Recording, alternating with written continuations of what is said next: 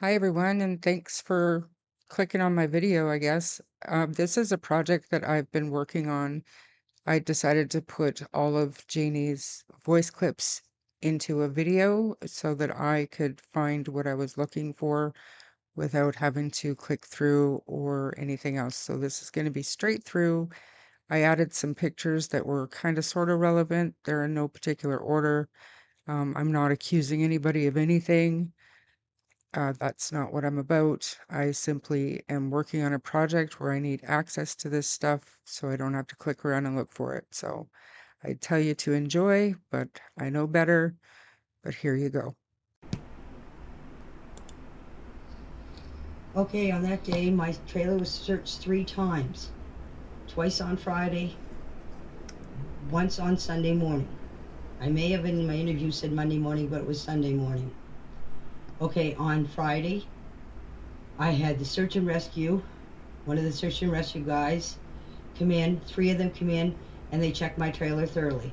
I took my dog out. The reason I didn't let the officer, her name was Officer Mason, check my RV because she was going to win my RV. She started opening the gate and I told her not to go in there because there was a dog in there. She told me that if I interfered in her investigation, she'd have me removed off the property.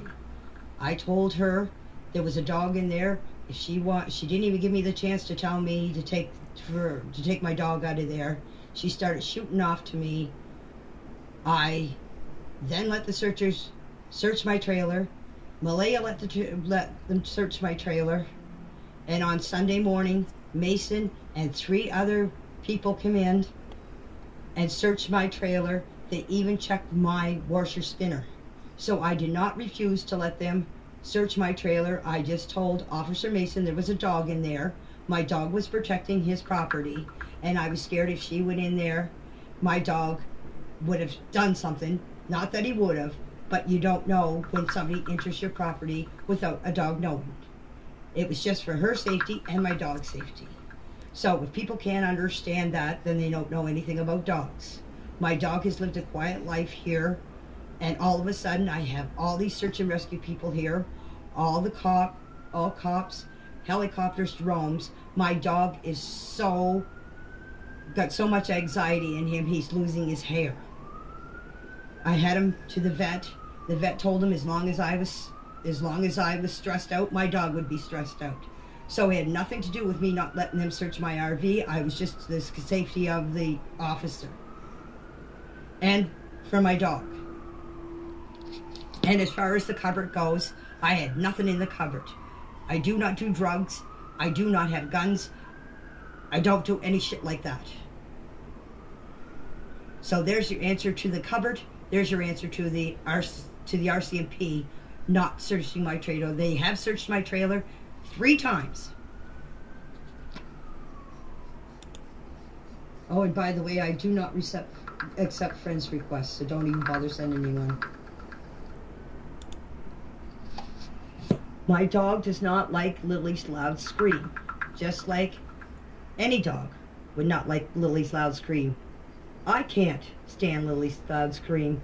If you watched her birthday party, the way she screamed, could you stand Lily's scream all the time?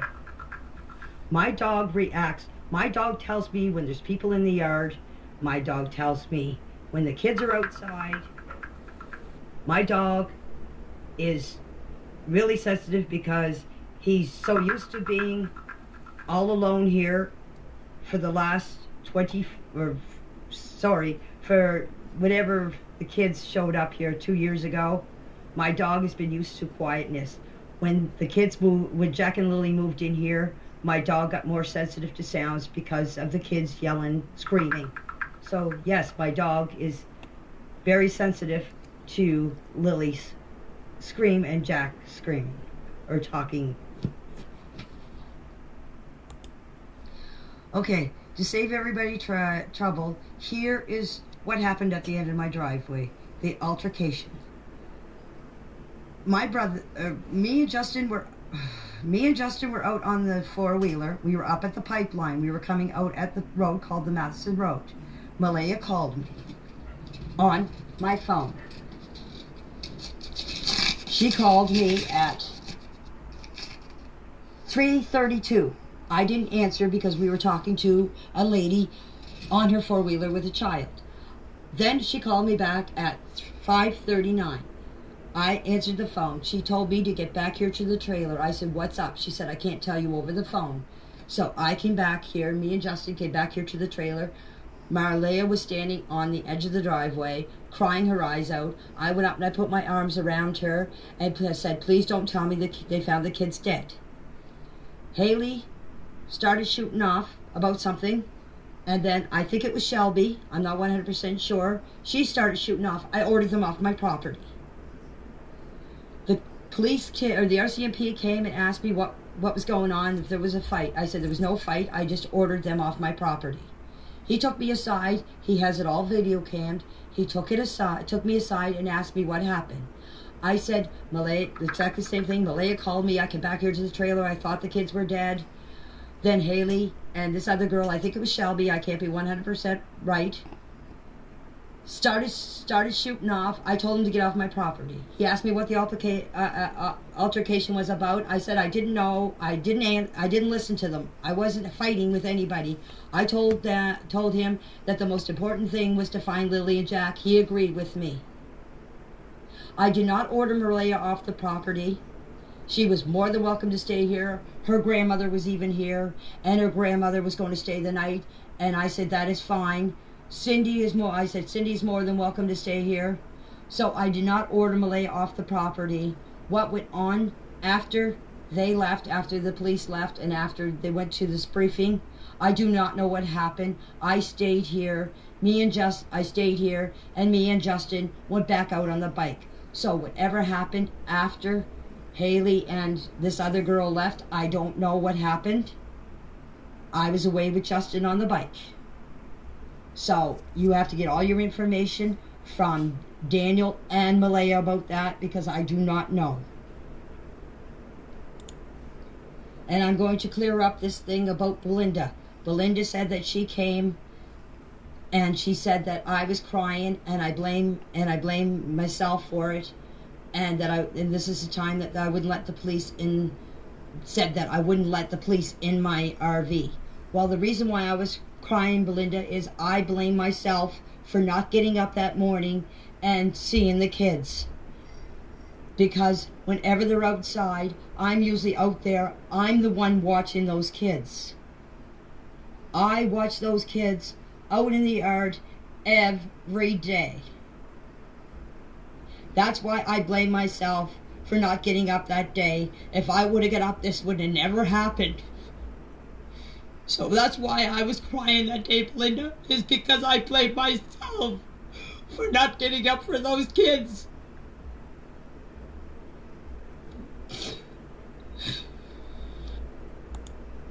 And I'll tell you something else, and I don't care if you believe me or not. I would never, ever, ever let anything happen to those kids.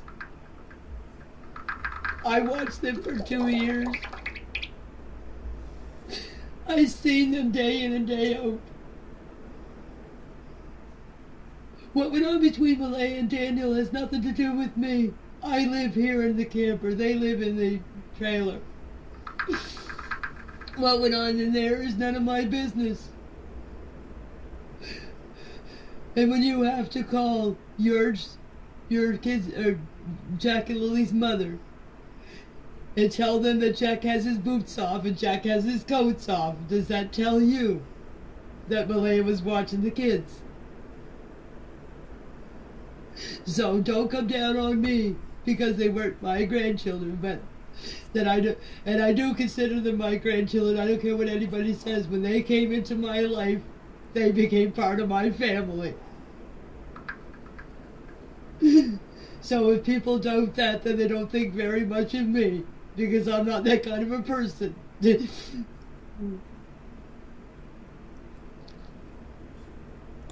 No, I want to continue this. I want to get this all out of my system, and I want to tell you guys the truth.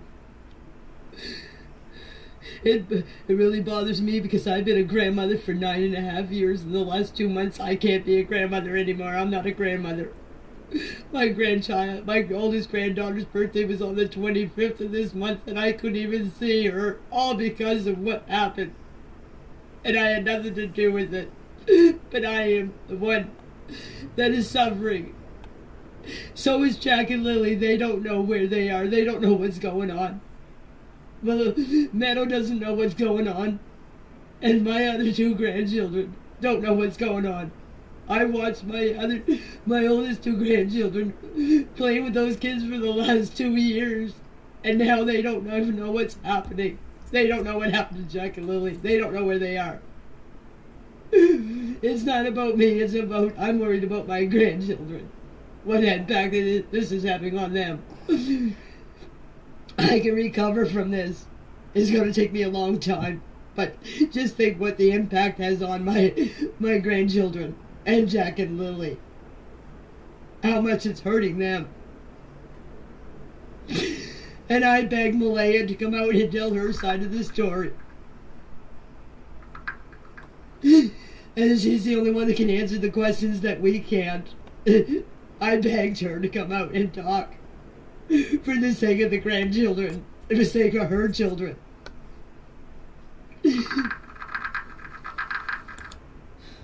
You guys put yourself in my shoes and see how you would feel.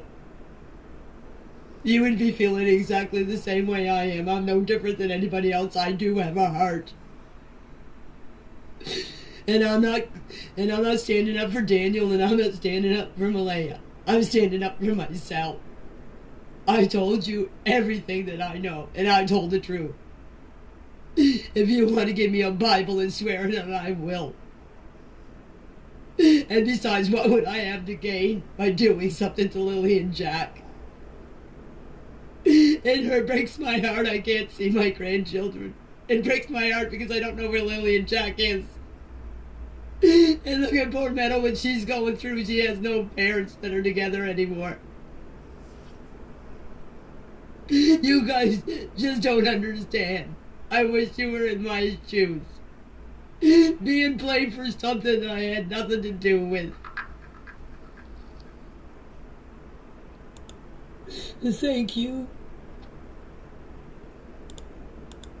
Now, if there's any more questions, please ask them now, because I'm not staying on here much longer, so get this over with.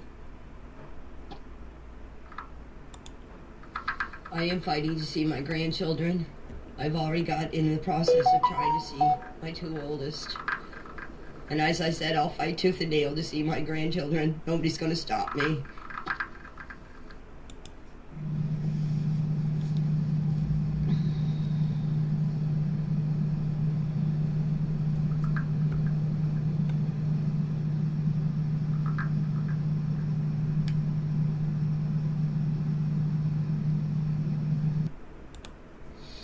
The CPS is stopping me from seeing Meadow because they say it's an ongoing investigation. And I think it's the mother of the two other grandchildren that aren't letting me see them, but I'm taking court action to start starting in the process of seeing them. Starting to hopefully see them. I told the truth, and I will not stop telling the truth until Jack and Lily are found. And my story will not change because I told you exactly the same thing as I told in my interview.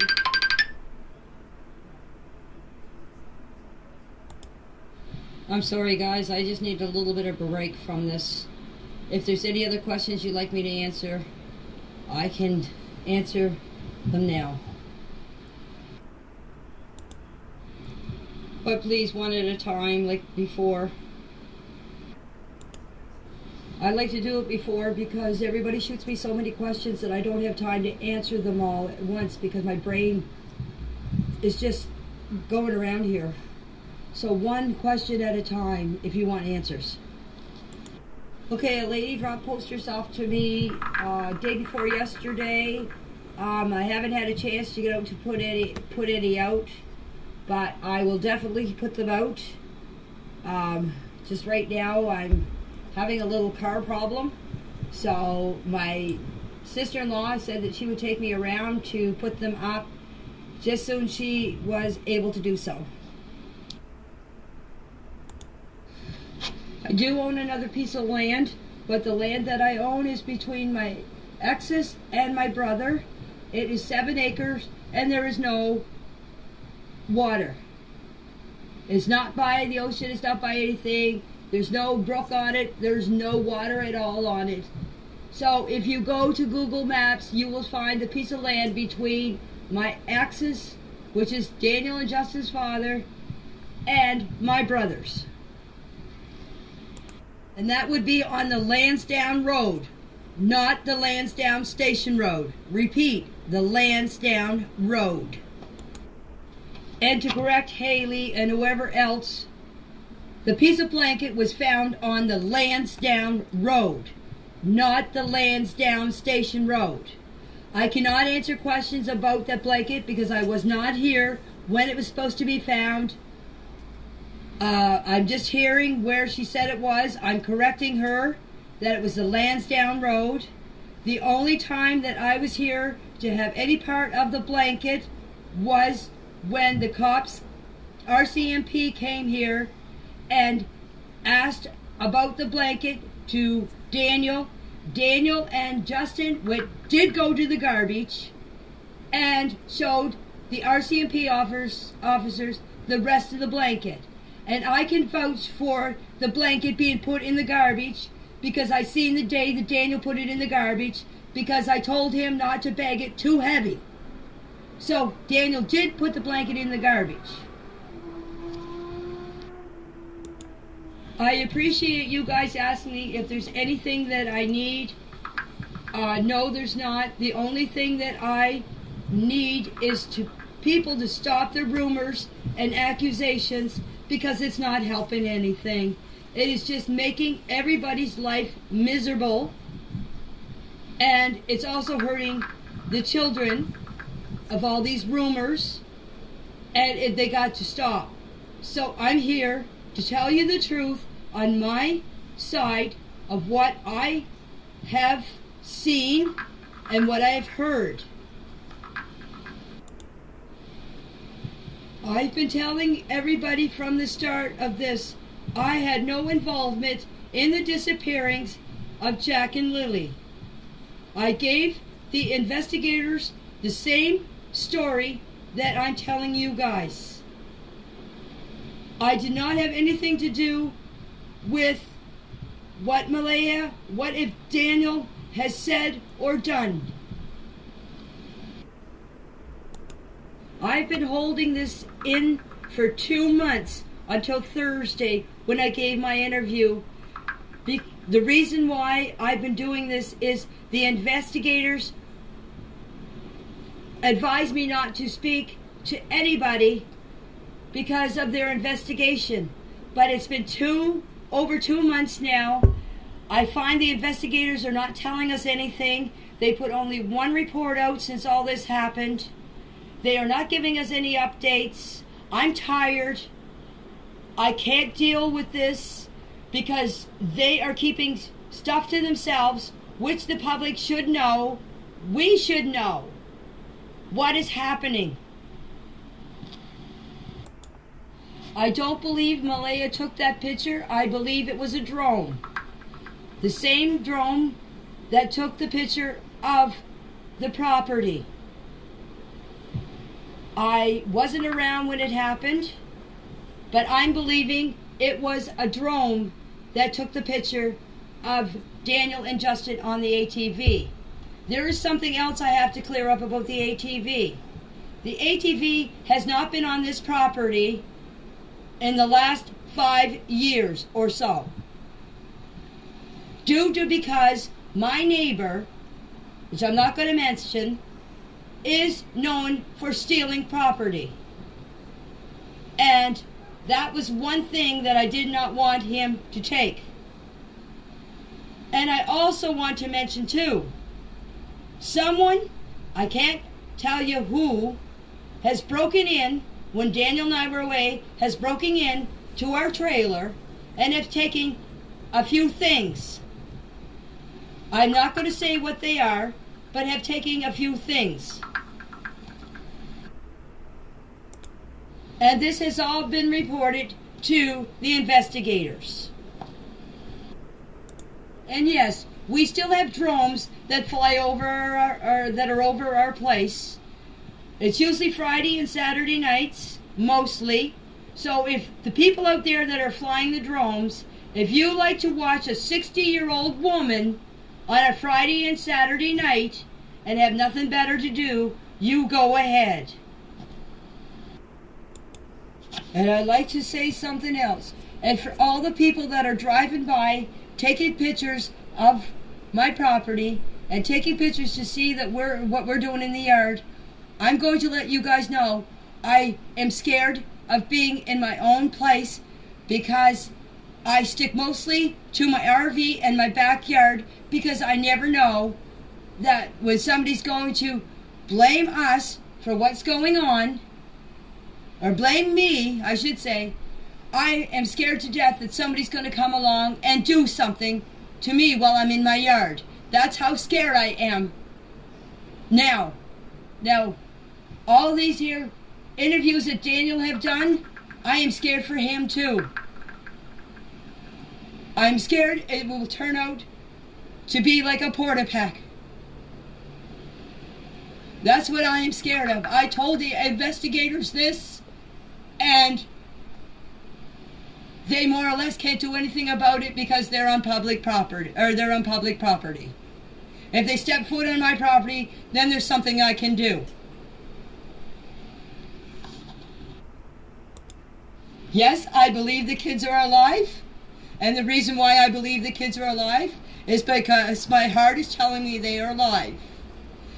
If they are deceased, I would have, just like everybody else, you'd have this feeling in your heart that you can't explain.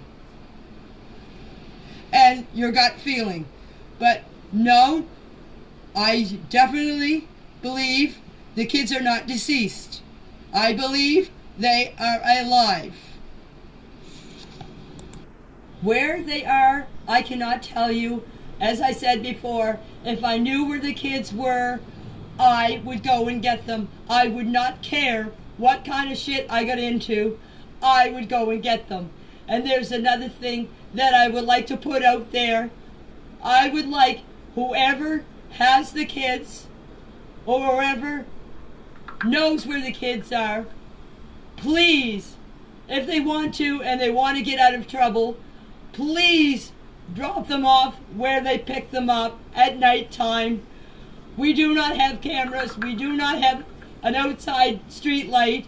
It is pure dark. If you watch a video of someone that saw me supposedly filling potholes in, how dark it is, because they drove by to show everybody how dark it is. If they want to drop the kids off of here, and if they got the kids to yell, my dog would let me know that they're out there. I will go get them, and I will make sure they are safe. The only thing I can tell you about that is I had nothing to do with Jack and Lily's disappearance. I know Daniel did not have anything to do with Jack and Lily's disappearance. The reason I know that, I know in my heart that Daniel would not harm those children. The answer relies with Malaya. She hasn't spoke up, she hasn't come, and she hasn't said anything about all this. That's all I have to say. The rest of the answers to all your questions rely with Malaya.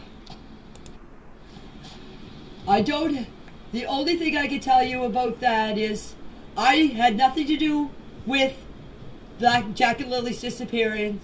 I know Daniel did not have anything to do with Jack and Lily's disappearance. The reason I know that, I know in my heart that Daniel would not harm those children. The answer relies with Malaya. She hasn't spoke up, she hasn't come, and she hasn't said anything about all this. That's all I have to say. The rest of the answers to all your questions rely with Malaya. I'm going to give an opinion on here, and this is my opinion and my opinion only. I think Sunny should watch what she says about people She has very, very bad accusations about people, and I do not like it. The reason I am on Facebook is because I will not go on her, because she has her opinion, yes, but her accusations towards people is terrible. And I don't like the way she nags Daniel all the time to come on and defend himself. That is up to Daniel to do that, not her agonizing and antagonize him to do it. And I do not go on any otherbody's show. I went on Facebook there a while ago, and I tried to explain to people, give people timelines, and they just screwed it all up. So I went off there. And that was my opinion about Brenda. Just like everybody else has opinions. So if everybody took it the wrong way, I'm sorry.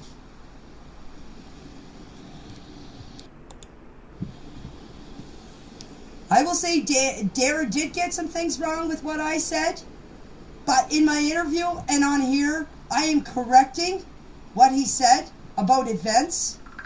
I am telling my truth about my side of what happened.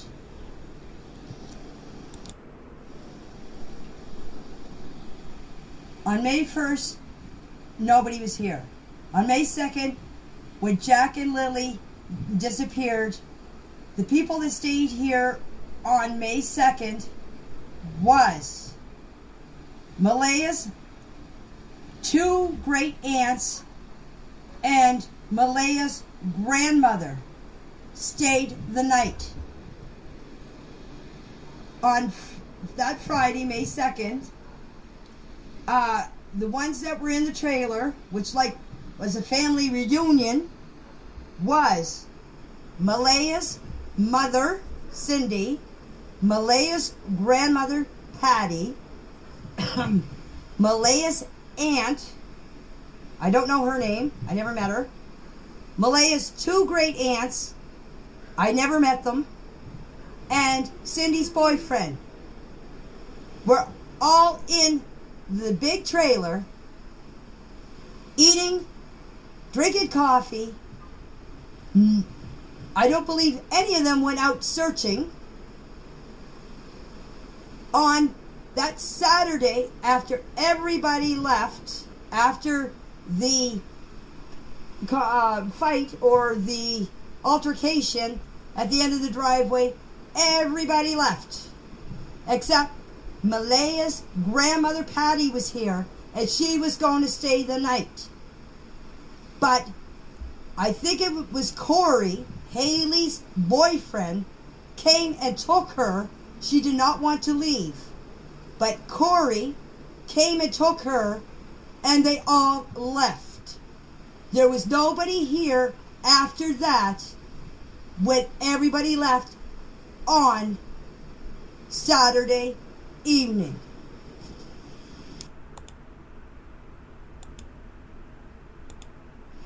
And I'm going to mention this too, okay? Daniel is a big boy. Or a man. Whatever you guys want to call him. He's my son. I will not stick up for my son. If he is telling the truth or he's telling a lie, that is on him, not me. But I can tell you that Daniel and Justin had nothing to do with the disappearing or anything to do with Jack and Lily.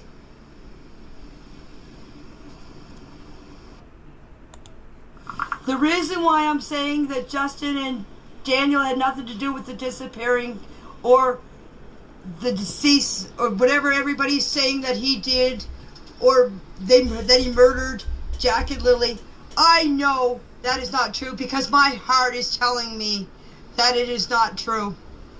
And nobody can tell me, by the way, these behavioral experts are saying the way he's moving in his actions and everything and stuff like that. A mother knows the truth about their child. I did not carry him for 9 months and raise him until he got out on his own. What I don't know what that boy's about. Believe me, if you're a mother, you know. Your heart tells you.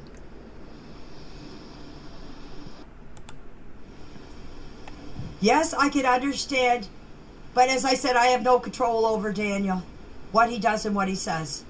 But what she said about me saying that that's the boy I raised and that's your son, that was an awful, awful thing to say about me. Because as I said, I have no control over Daniel. And yes, he is my son. And I love him a lot. But I am not going to stand up for him because he's a big boy. And what he does and says is on him, not me. So Sonny, the accusation that you said about me, that's my son. Yes, he is my son. And nobody will ever take that away from me. But the way you said it about him lying and everything has nothing to do with me. I think you should all go back and listen to what she said about me. And then you'll know what I'm saying. And another thing I can say is, I don't have to go on her show. I can go anywhere and talk that I feel like I want to talk. Just because I don't go on her show doesn't mean that I can't talk to anybody I want and say anything I want, because what's coming out of my mouth is the truth. And by the way, I see her in Facebook chat too, saying stuff. So where does she have the right to tell me that the Facebook is not the place to go to chat? I could go anywhere I want. It's a free world and I have free speech. I didn't belittle Belinda. I just asked a question. And I have the right to ask the question, just like everybody else on Facebook has to ask questions. The only thing I asked her is, the question that I asked her is, for 2.5 years she didn't see her, for 2.5 years she didn't see her grandchildren. She can't blame Daniel for not seeing that. Daniel had no say in it. Melinda had her own mind. She could have took Melinda to court. She could have got grandparents' visitation rights. As I said, just like I'm doing for my grandchildren. She had the right to do that. If Daniel was stopping her, she had the right to go to court and get visitation rights. And you can't sit there and not think about why she has not seen the kids in 2.5 years. If it was because of my son, she should have done something about it. My ex-daughter-in-law won't let me see my grandkids, but by Jesus, I ain't going to stand by and let her not let me see them. And Belinda could have did the same. That's the only thing that I brought up, and I got shot down for it. But aren't you wondering why she never fought to see her grandchildren? It's the same question I asked. Ask yourself the same question. Aren't you wondering why? And Daniel didn't have any say in those kids if the grandmother could see them or not. It was all Melinda. Not Daniel. Melinda had all the doings with those 2 children. She had all the say over those kids. That's a question I cannot answer. The only one that can answer that is Belinda and Malaya. They're the only 2 that can talk to each other and sort that out. I can't. I'm only telling you what Sunny has said on her show about Daniel was the one that would not let Malaya see the kids. As I said, Daniel had no say in who those kids could see and who they couldn't. It was up to Malaya. I'm sorry, I'm saying kids. I should be saying Jack and Lily. I apologize for that.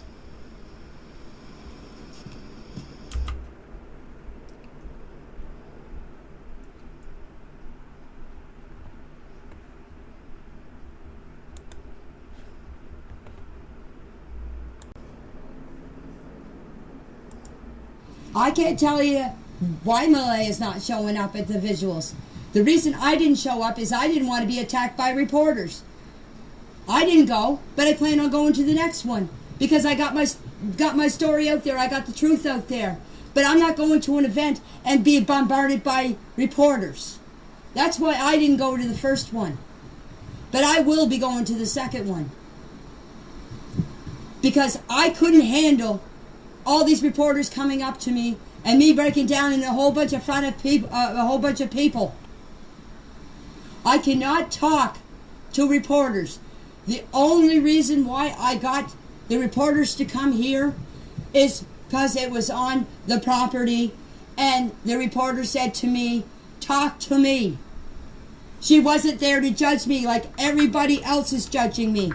I got my truth of the story out there, and I'm glad I did, because now the weight is off of my chest, and I am out there telling you guys what happened. Someone actually sat down and listened to me without criticizing me. Just like Darren did. That's the reason I opened up to Darren, because he did not criticize me. I listened to him. He listened to me. He did not judge me. That's why I opened up to him for the first time in 2 months. And yes, I'm going to tell you something. I had a reporter bribe me to talk to her. She bribed me with cigarettes and dog treats. And she even bribed someone else with a case of beer just so she could get a story. Now, you want me to talk to reporters like that? No, I did not. And yes, I'm going to tell you something. I had a reporter bribe me to talk to her. She bribed me with cigarettes and dog treats. And she even bribed someone else with a case of beer just so she could get a story. Now, you want me to talk to reporters like that? No, I did not. And this reporter that I was talking to, Allie, I got to meet her before I did my interview. I talked to her to see if I was comfortable with talking to her. And I did feel comfortable talking to her. So that's why I did the interview with her. Yes, Daniel did do a lot for those kids. Yes, I will say that. And I will also say the only time that Jack and Lily and Meadow ever went to town is when Daniel was with them, because Malaya couldn't handle all 3 kids.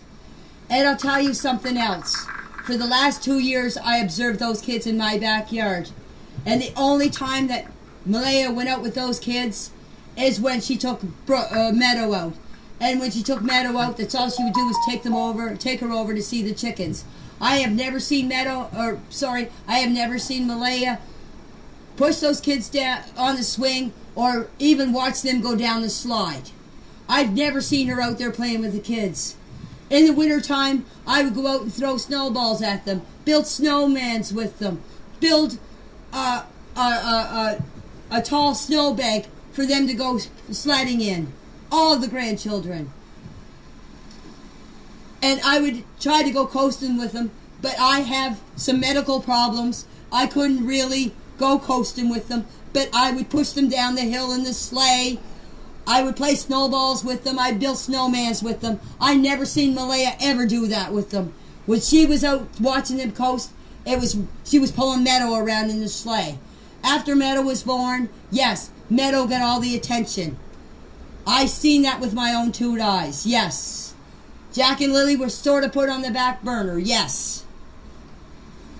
I've never seen, when I would go in there after school, I would never see Malaya sit down and do their homework with them. I would never see Malaya read to them. I would always read to them when I would babysit them. Yes, I babysit Jack and Lily. Whenever they went somewhere, I would babysit them. And I had no problem with Jack and Lily. Jack and Lily would sit with me and watch TV. I would take Jack. He would hold him in my arms. He would pretend he was swimming. He would pretend he was playing airplane. Lily would be running around. showing me her dolls. And, like, yes, I did more interaction with those children than Malaya did. And as I was saying, if you have to call their mother to tell them that Jack has no boots on or Jack has no coat on, and if she's supposed to be watching them all the time, that's a bunch of bullcrap. Because I would even watch my other 2 grandchildren when they were out in the yard, and I would always keep an eye on them when they were in the yard. And I was always yelling for them, where are you guys, where are you guys? And the only time those kids really get outside is when she was putting Meadow down for her nap. And when she would put Meadow down for her nap, she would go down for a nap too with Meadow. Well, as I said, that's between her and Malaya. Well, as I said, that's between her and Malaya. Well, let's start with Jack. Jack was a curious little boy. He was a happy little go-lucky boy. But I'll tell you, if he didn't want to do something, he wasn't going to do it. Because when I would get after him to put his shoes on, and when he was running around his bare feet, I would say, Jack, put your shoes on. I've said this.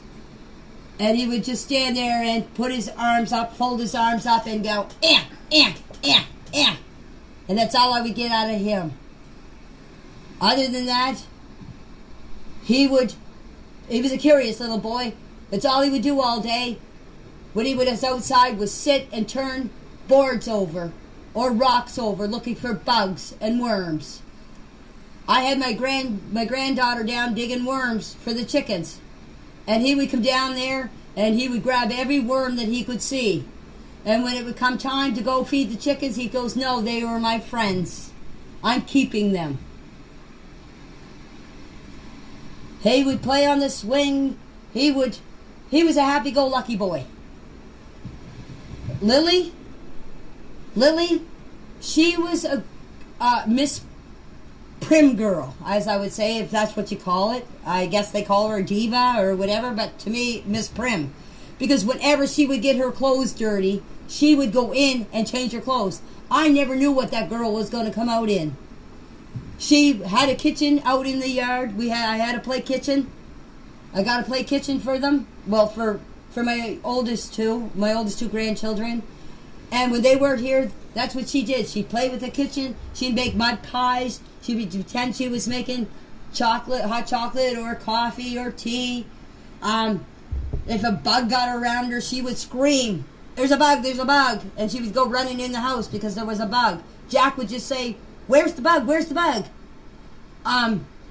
That's all they ever, from what I observed, they just played on the swings a lot. Her and the oldest grandchild would play on the swing. They would sit up there and they'd sing. I would sit there on my doorstep and listen to them sing. They would run around the yard, and that's all I ever heard was Lily say, come on, Jackie, let's go, Jackie. Come here and play, Jackie. Come here and play. They were bright little kids. They talked a breeze. Like when someone would come into my yard, like if my brother come into my yard, they would come and say hi, and my brother would talk to them, and they would talk to him, and Jack would be there. Oh, look at my worms, or look at my bugs. I remember one day we caught a salamander, him and I, and Daniel said, Jack, you have to let the salamander go, because if not, it'll die. Well, I snuck the salamander out of the bucket, and he looked for that salamander, and he cried, because we let his salamander go. Jack was just into bugs. He loved bugs. Lily was into the kitchen, making mud pies. And then when my two oldest grandchildren would come down, every second weekend they would come. My oldest granddaughter would come in here, and they'd say, Granny, we want some snacks to go up to the little cabin they built, or the little fort they built. They built it themselves out of sticks and brush. And I'd say, there's the fridge. My other two grandchildren, they could have whatever they wanted. My fridge was like one of those doors when you go into a store. It would open and close all the time. My oldest granddaughter would come in here and she would take snacks for all of them and pack them in her backpack and go up to the camp. And another thing, the backpack thing. I've never seen Lily outside with that backpack. Daniel told me that they always tried to keep her from taking it outside, but I've never seen her with that pack. The only time outside playing, but the time I did see her with the backpack is when my two other grandchildren would come down. She'd want a backpack too, because the oldest grandchild had a backpack, and she wanted to be just like her and have a backpack.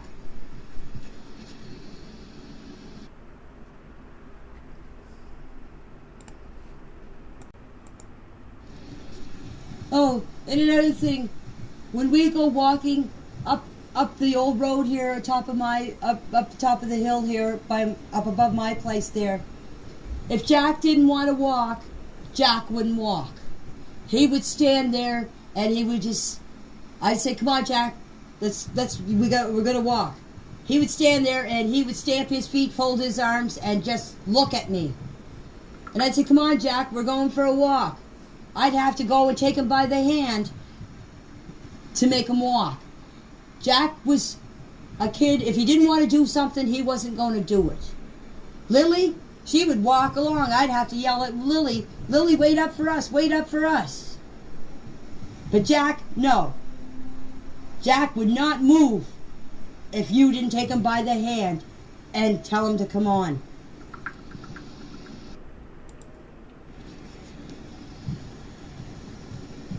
Apparently Lily was the only one that was sick.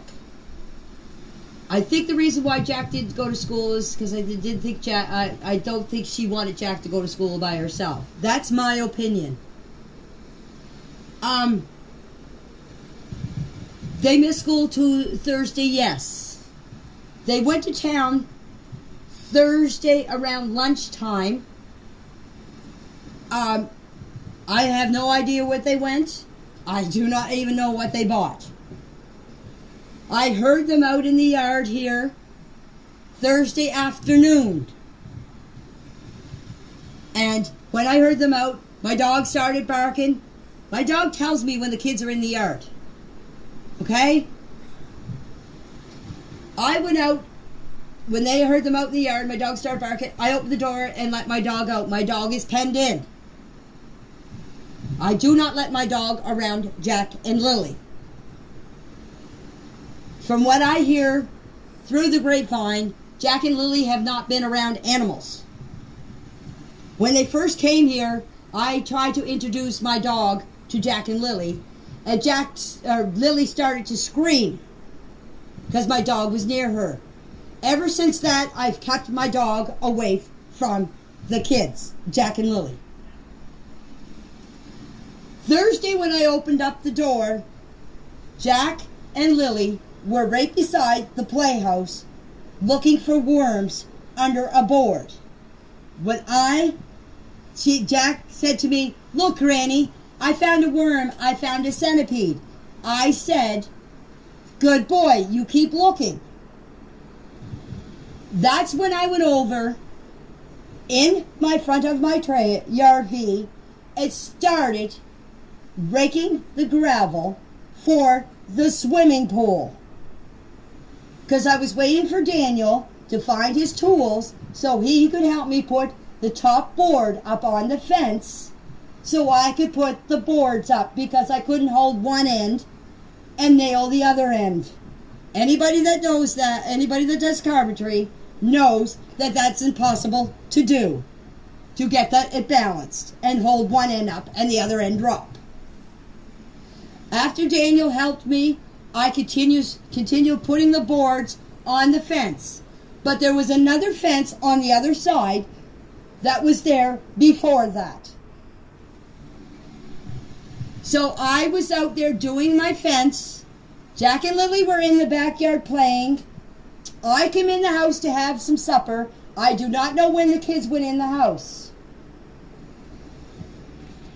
I don't know what time they went to bed. I don't know anything of that. That's all I can tell you is from what I told you. My brother called me at 8:48.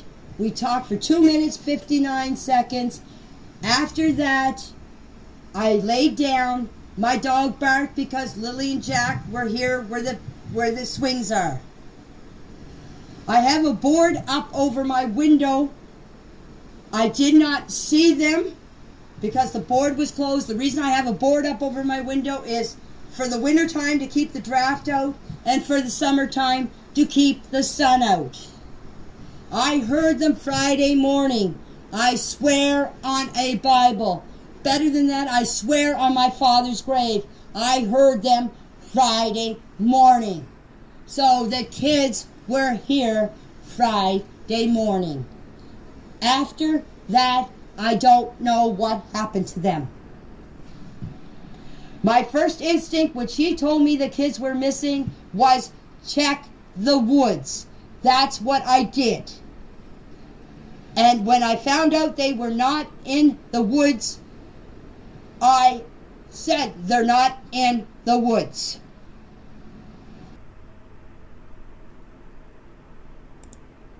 And for what she said about Jack and Lily wandering, that's a bunch of BS. The only time they go anywhere up in the woods is when my other 2 grandchildren are here. And they're always kept an eye on by me. And if Daniel's in the yard, he watches them too.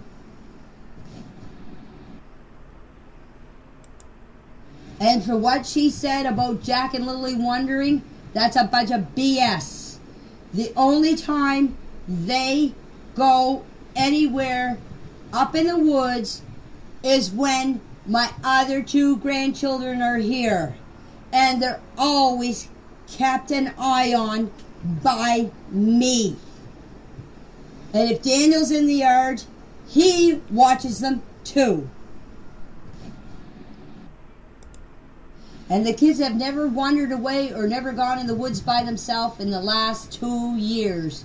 Why all of a sudden would they do it Friday morning? And there's three questions I cannot answer. The first question is who would know the kids were home? And number 2, who would know when they were outside? And number 3, when I saw Malaya outside my RV, why wasn't she crying or why wasn't she hysterical if her kids went missing 20 minutes ago? And here's another thing for you to think about. I lived here for 26 years. I've raised my 2 boys here. I've been in this community for 60 years. I was born and raised here. My homestead is where my brother lives. So, I know the traffic on this road. After 26 years, I know the traffic on this road. Now, nobody is going to go by here and say, oh, there's 2 kids in the yard. Let's stop and pick them up.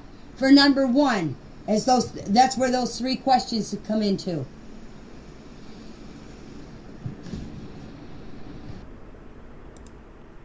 And here's another thing for you to think about. I lived here for 26 years. I've raised... And as far as Malaya being isolated, that's a bunch of bullcrap.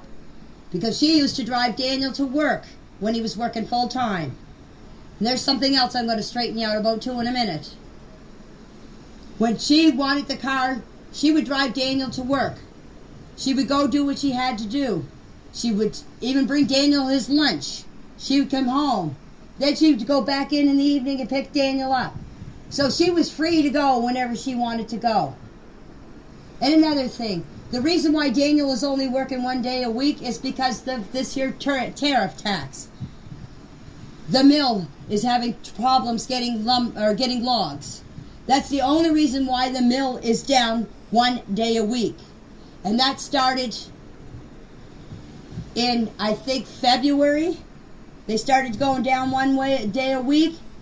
But just in the last 3 weeks, they've been full time. They've been 3 weeks steady, 5 days a week.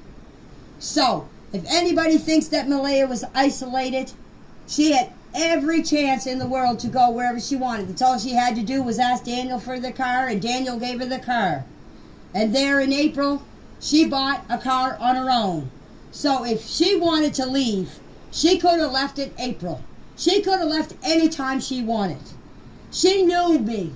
She knew if she wanted to leave and Daniel put up a fuss, she knew that I would step in and make her go, or let her go. I would not stop her from leaving.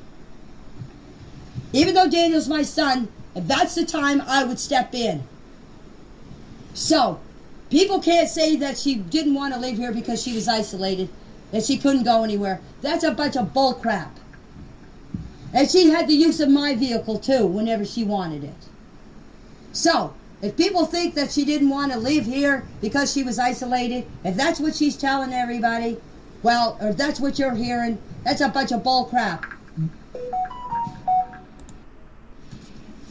And if she did want to leave, and I wasn't around to stop Daniel from letting her leave, there's always 911.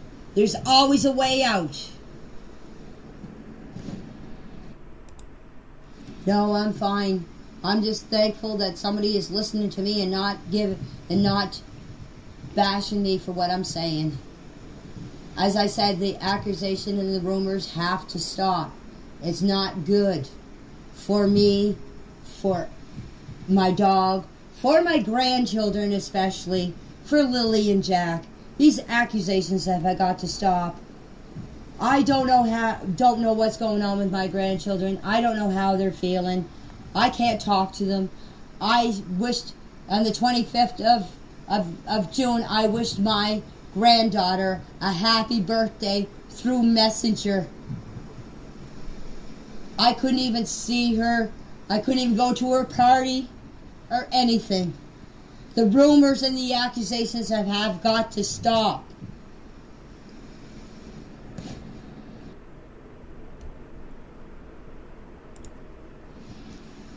That's all anybody can do, is hopefully that where Jack and Lily are is they're found soon, safe and sound.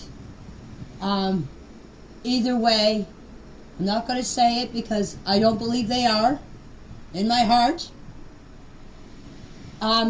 Just keep praying for Jack and Lily, and I've been doing it every night. I'm hoping to God that He'll answer me. I'm hoping that the people that know where Jack and Lily are will please, I'm begging you, please drop them off here. They will be safe. We will get them to the authorities. That's all I want. That's all anybody wants. If there is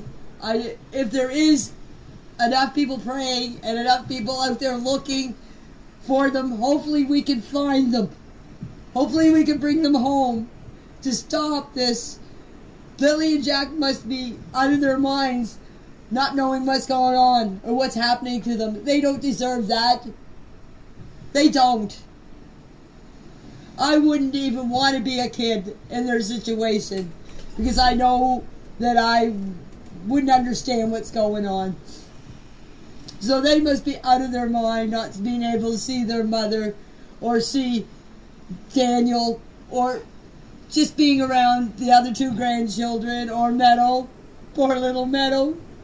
You should see her when Lily and Jack would go up to her.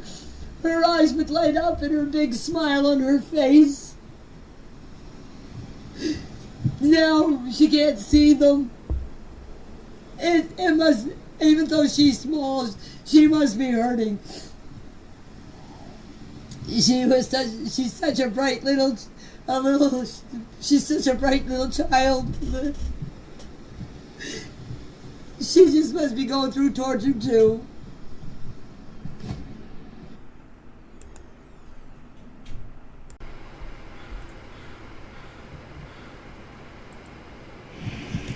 How do I know they weren't in the woods? Since that's a brief search, I know those kids. I've observed those kids. As I said, I walked with those kids through the woods. I had to carry Jack through the woods. He wouldn't go through the woods. He would stand there. He wouldn't go over a branch. He wouldn't go under a branch. I had to carry him over them.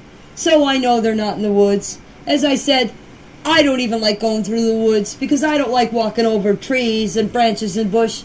Could you imagine a 6 and a 4-year-old going through the woods?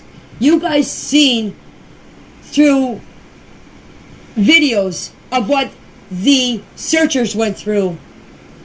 There's no way that a 6 and a 4-year-old could go through those woods. Believe me. As I said, don't even want to go through the woods. I take the easiest route out. But if those kids are in the woods, they wouldn't have got very far. We searched. Look at all the searchers that were here. They had the dogs in here. They had drones. They had helicopters. A 6 and a 4-year-old are not going to go through that woods.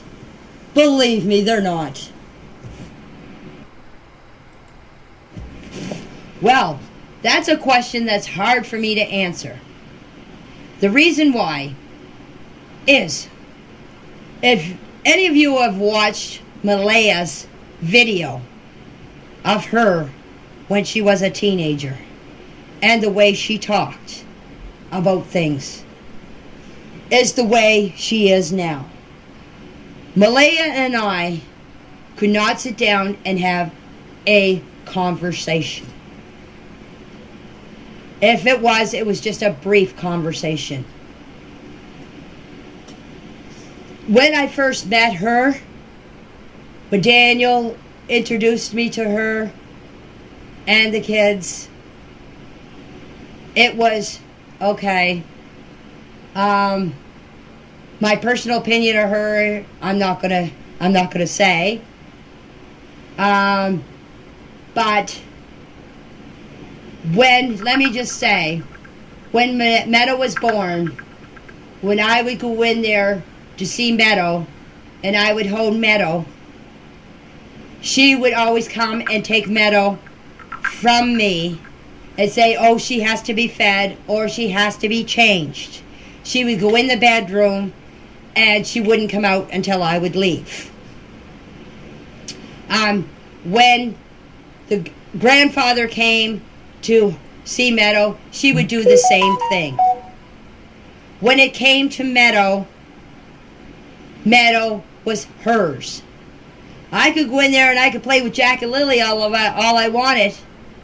But with Meadow, no. Meadow was hers. Since that child has been born, do you want to know how many times I babysat that child? Twice. I looked after her twice. Once when she was outside helping Daniel with the wood because she wanted to get outside. I watched Meadow. The second time I watched Meadow was when Malaya had an episode. I think she was having an anxiety attack. The ambulance was called and they took her to the hospital. I watched Meadow until Daniel got home. That day that I watched Meadow, I got Jack and Lily off the school bus. And I'll never forget the expression on the bus driver's face when I took Meadow and said, here, watch her while I get Jack out of the seatbelt. He looked at me because I just said, you have to take Meadow so I can get Jack out of the seatbelt. And I got Jack out of the seatbelt and I got Lily, and I took the baby from the bus driver, which is Brian Ward. He's a great guy. You probably seen videos about him on TikTok or on YouTube. And I took the kids in the house, and Daniel arrived maybe 10 minutes after I got the kids off the bus, and he cooked them supper. Not me. He cooked them supper. And I did up her housework for her. while he was feeding Meadow and Jack and Lily. So yes, Daniel did look after those children.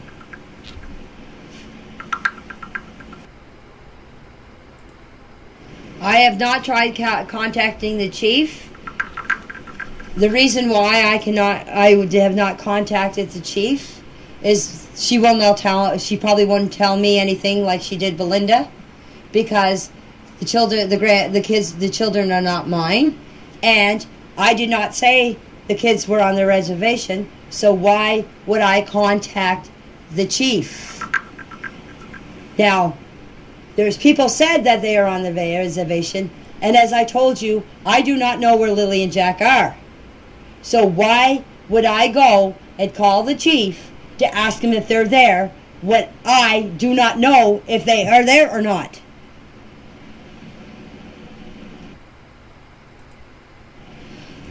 If you don't mind, I would like to just stay like this because I can have a chance to answer your questions, because if all these guys keep throwing questions at me, I'm going to read them, and then I'm just going to get all confused because I'm going to get one question in with another question, and that's just going to screw everything up.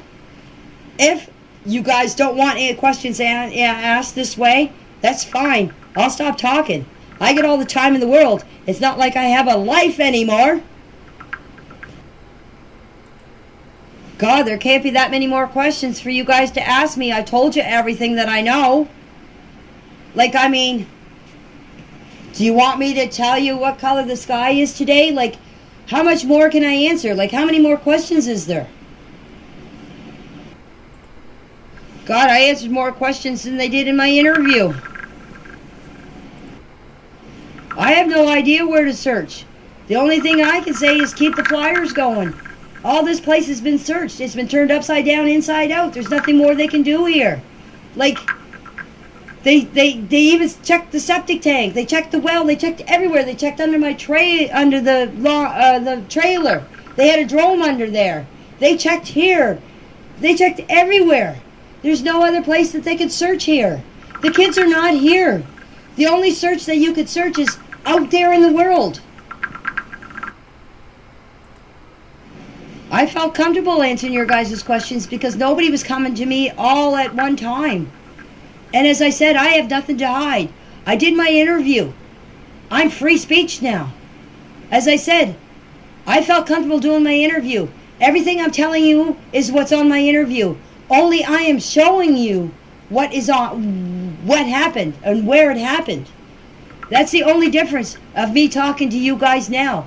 As I said, when I gave my interview, I felt this great relief off of my chest because I actually had someone that was willing to listen to me and not judge me. So, and you guys are not judging me right now. You probably will after I get off here. But I have nothing to hide. I had nothing to hide. I would have come out sooner. But the thing is the investigator said, even told Daniel to stay out of the press, stay off of the YouTube talks, stay off the TikToks, stay off of Facebook, because it would hurt their investigation. I am so tired of this investigation shit. I told them this 2 months ago. And yet, we had one report from the RCMP of what they have done. It's been a month since we had an update on anything. So I just got it in my mind, it's time that I spoke out. And I did.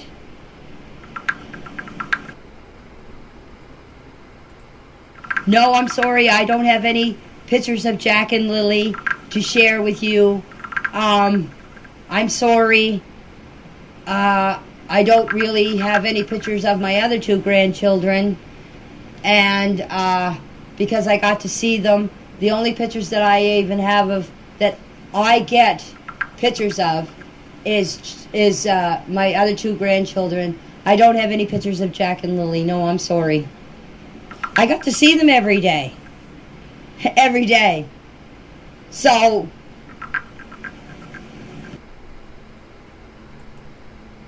no, I'm sorry. Malaya would be the only one that would have any up-to-date pictures of Jack and Lily. The ones that are on the flyers right now, let me have a look, are actually the up-to-date photos of Jack and Lily, because Jack and Lily just get their hair cut not long before that. So the pictures on the photo, on the flyers, are up-to-date pictures. Yes, my RV was searched twice on Friday and Sunday morning. As I said in my interview, I might have said Monday morning, but it was Sunday morning. On Friday, I had search and rescue check my trailer. The reason why is this officer Mason was going to come into my trailer, and I said, there's a dog in there. And she said to me, if you interfere in our investigation, I will have you removed from the premises. That's all I was saying to her, is there was a dog in there. And the reason why I said that is my dog, this is his property. And as I said, if my brothers or my family come and they knock before they come in here. My dog is not a vicious dog, but it is his property. He knows people that come here. He did not know Officer Mason. And the reason why I said there was a dog in there is so she would not open the door and something happened. So after that incident happened, I got search and rescue, I think his name was Rick, to come, him and 3 searchers came and searched this trailer. And then I heard afterwards that Malaya let people in here to search the trailer. So this trailer was searched twice on Friday. And it was searched again on Sunday morning because Officer Mason came with 3 people, and she asked me to take my dog out of the camper, which I did, and they searched this trailer. And as I said, they even looked in my washer spinner. So yes, this trailer RV was searched. And as I said about the cupboard, I have no cupboards in my trailer because I renovated it.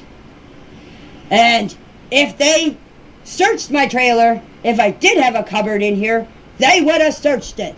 So there is no drugs, there is no guns, there is no sex toys of any kind in any cupboard. So, does that answer your question for the second time?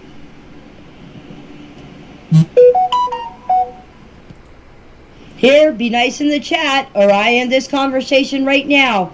The lady that was asking me questions, I wish she continue answering me questions. If not, I am done. When she is done asking me questions, you guys can comment all you want. I have nothing to hide. I lost everything in my life.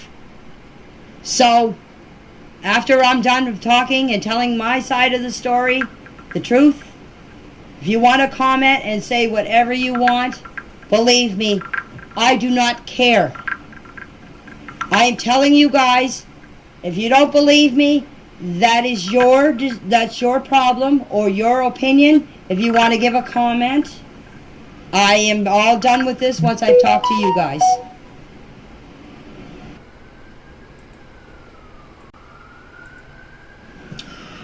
No, I thought everything was going well with Daniel and Malaya. I have never seen them fight. I've never really seen them arguing. When I was in there, I'm not sure about what happens when I'm not there. As I told the reporters, and I'm telling you guys, I live in the RV, they live in the trailer. I let them have their personal space, they let me have my personal space. The only difference I seen in Malaya that day of the disappearance is when I saw her outside and she was standing there holding Meadow, and I had to ask her what was up, and she told me that Jack and Lily were missing, and I asked her how long. That's the only behavior difference that I've seen in Malaya, except for this time that the altercation happened at the end of the driveway which I have no knowledge about. I didn't listen to what I just went up to her and said, please don't tell, she was crying. I said, please don't tell me that Jack and Lily are dead. And then, as I said, Haley and her friend, I think it was Shelby, I can't be 100% sure, started saying stuff. I wasn't in the mood to listen to arguments. I didn't want to fight because whatever was going on had nothing to do with Jack and Lily. That's when I ordered them off the property. The police came. I gave my statement of what I've done. Other than that, that's the only difference that I've seen in Malaya's, whatever you call it, the personality or whatever she changes. Sorry, in Malaya was that day. Now, this is me, myself. If my children were missing in the woods, or if somebody has taken them, I would be so hysterical. I would be running around, screaming and hollering, looking everywhere, crying, just like a normal person would be. That a mother. You can't tell me that you carry a child for 9 months and something happens to them, that you're not going to get hysterical and you're not going to be crying and screaming and everything. Well, tell me. I would be. And another thing, I'm going to tell you something now. If something happened to my children, my boys, I would be so hysterical, even though they're 34 and 33. I would still be hysterical if something happened to them. Even though they're growing up. Mama will always be a part of their lives, no matter how old they are. And Mama feels for those kids. I don't care if my kid, if I'm 85 years old and my kid is 60-some years old, I am still going to worry about my children. And I am still going to cry for my children. So you just look at what I've seen and what you've seen on the tape of Malaya's interview. Does that look like a woman that misses her children? Please answer me that. If there's no more questions, I've pretty well answered everything that I could answer on my part. As I said, I'm not answering questions about Malaya, about Daniel. It's all about Jack and Lily. I told you what I've known and what I've seen. I hope it helps you guys, ease your guys' minds. And I thank you guys for letting me talk to you and for not judging me for when I'm talking to you. And thank you to whoever was answering the questions. I appreciate you volunteering to do that and making it easy for me to answer questions. And I hope you keep praying for Jack and Lily. And I hope they come home soon. And when I go on again, if there's some questions that you guys have not answered and I see them, I will answer your questions. So thank you for taking the time and listening to me babble and get it out there. And thank you for letting me cry on your shoulders. I appreciate it. And thank you, Ken. You'll know what it's about. I appreciate that. So I'm going to take off now. I may be on a little later, I may not. But thank you very much, guys.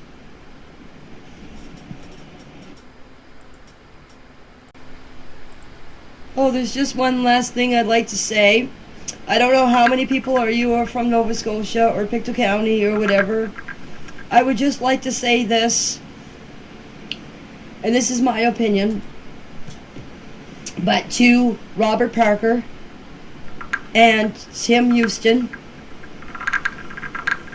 you took the time to go over to the RCMP station and talk to them, but you didn't take the time to come here and see how we were doing. And you're all about the community, and you're all about the people. Well, we were two people that needed you, and you were not around. And I don't think that was right, because you're there for everyone, not just people that you're favored to. So, if you hear this, or if you go into this chat, or whoever knows them, please let them know that I do not like what they have done.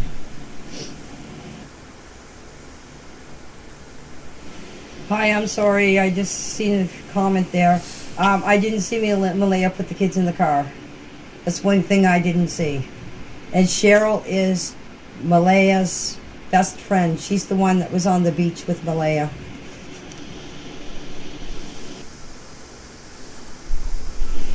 I apologize. I thought the picture of Justin and Daniel on the bike was taken by a drone, but if Cheryl says it was taken by Malaya, she's probably right. I wasn't around when the picture was taken.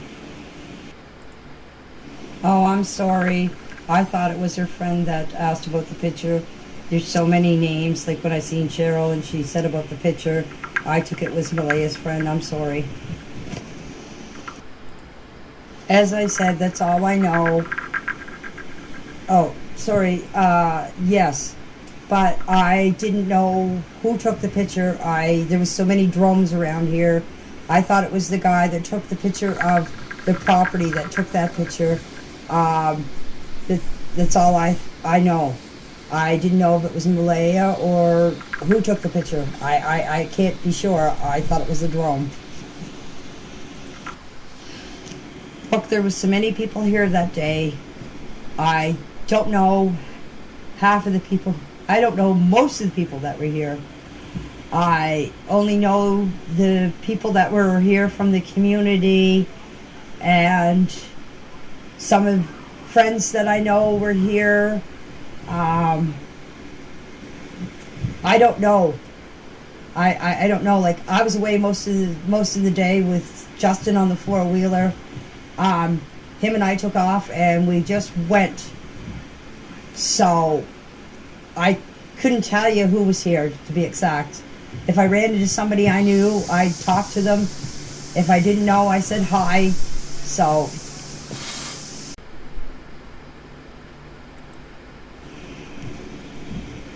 like I said, Malaya called me on my phone, and I called her back, and she told me to get back here as soon as I could. I don't know what was discussed between her and everybody else. I just know when I got back here, I went out and she was crying, I put my arms around her, and then Haley, and I think it was Shelby, I said, I'm not sure, started accusations. I wasn't listening because I was so upset, because I thought that she was calling me back to tell me that the kids were deceased.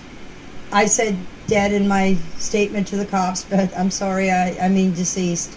And then the next thing I know, all these cops, I think there was 5 cops showed up, and they took Malaya aside.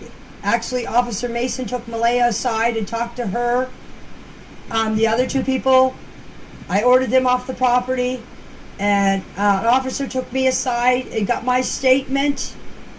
And after that, I left and went and talked to Daniel to see if he was okay, because apparently if you listen to Logan's TikTok or interviews on TikTok, she can explain more to you than what I know. So I know Daniel was upset, and I went to see him. That's when I left everything, and everybody took off. I didn't know where anybody was going or what was going on in the whole kerfuffle or whatever you call it. So I went and talked to my boy to see if he was okay. After that, everybody just left. So I don't know what went on. See, the way I thought is anything else that happened here that day was not important to me. I want to stress that wasn't important to me.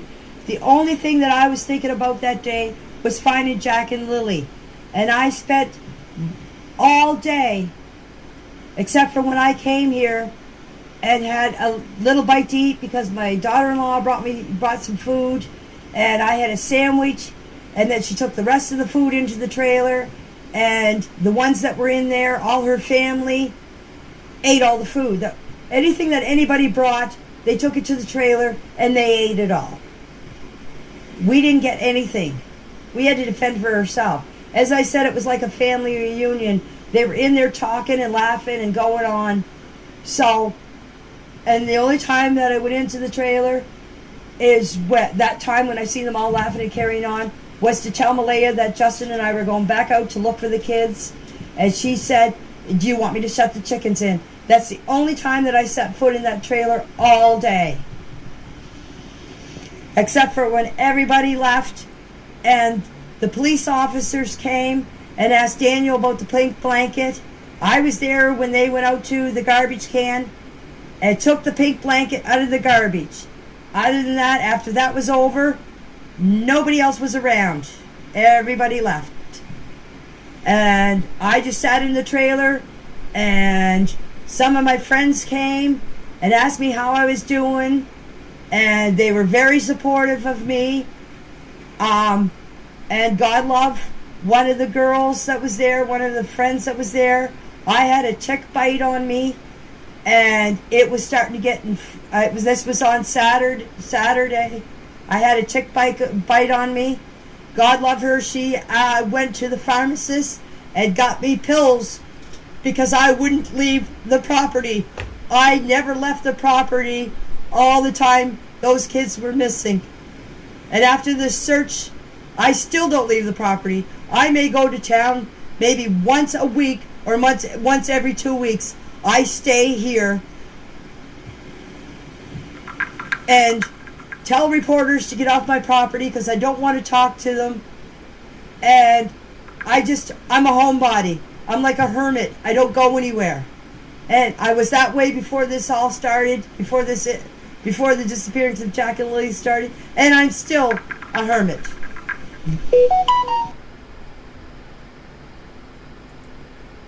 Oh, there's one thing that I forgot to mention. On my interview, and I'll tell you now, on my interview about the sliding door, the lady that did the interview, her name is Allie, very nice lady. She was the one that opened the door. I asked her to do it for me so everybody wouldn't think that I was doing something to disrupt this investigation, or people saying, oh, she opened it up lightly, or she did this, or she did that. I got Allie to open the door twice. So, she was the one that opened up the door.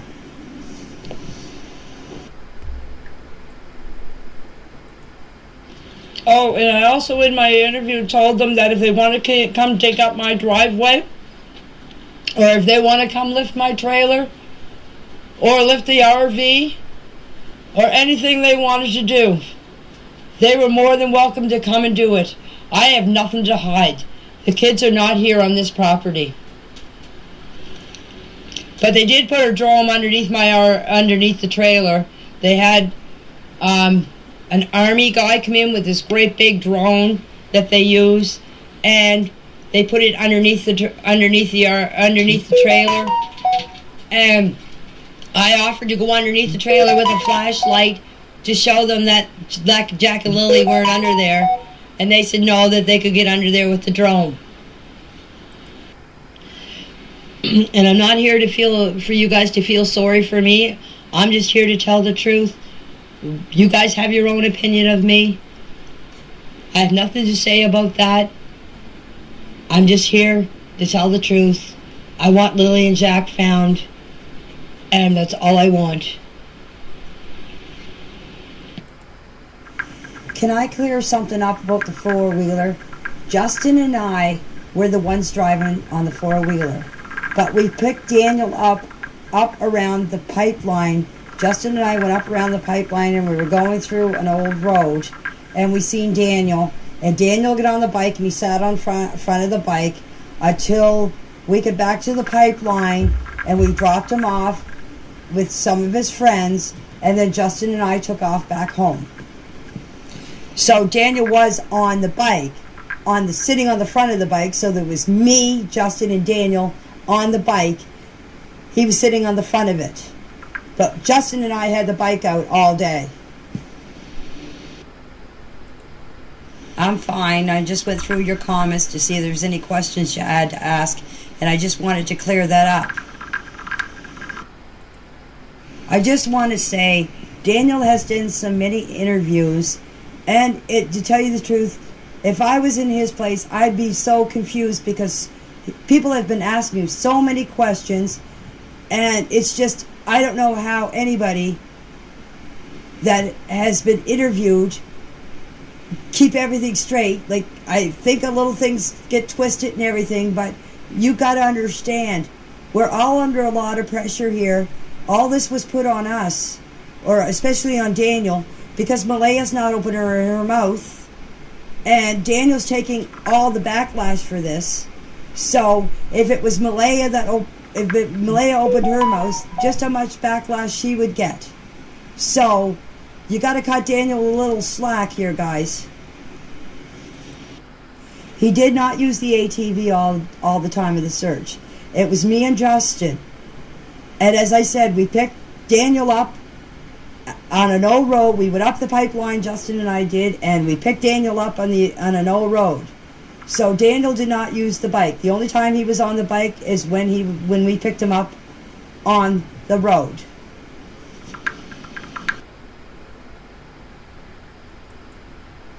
And believe me, it's my four-wheeler, and believe me, I don't let Daniel drive my four-wheeler, believe me. And yes, he is telling the truth. The bike did have a wiring problem because the mice get into it and chewed all the wiring off of it. So that's why it wasn't used neither until it got fixed.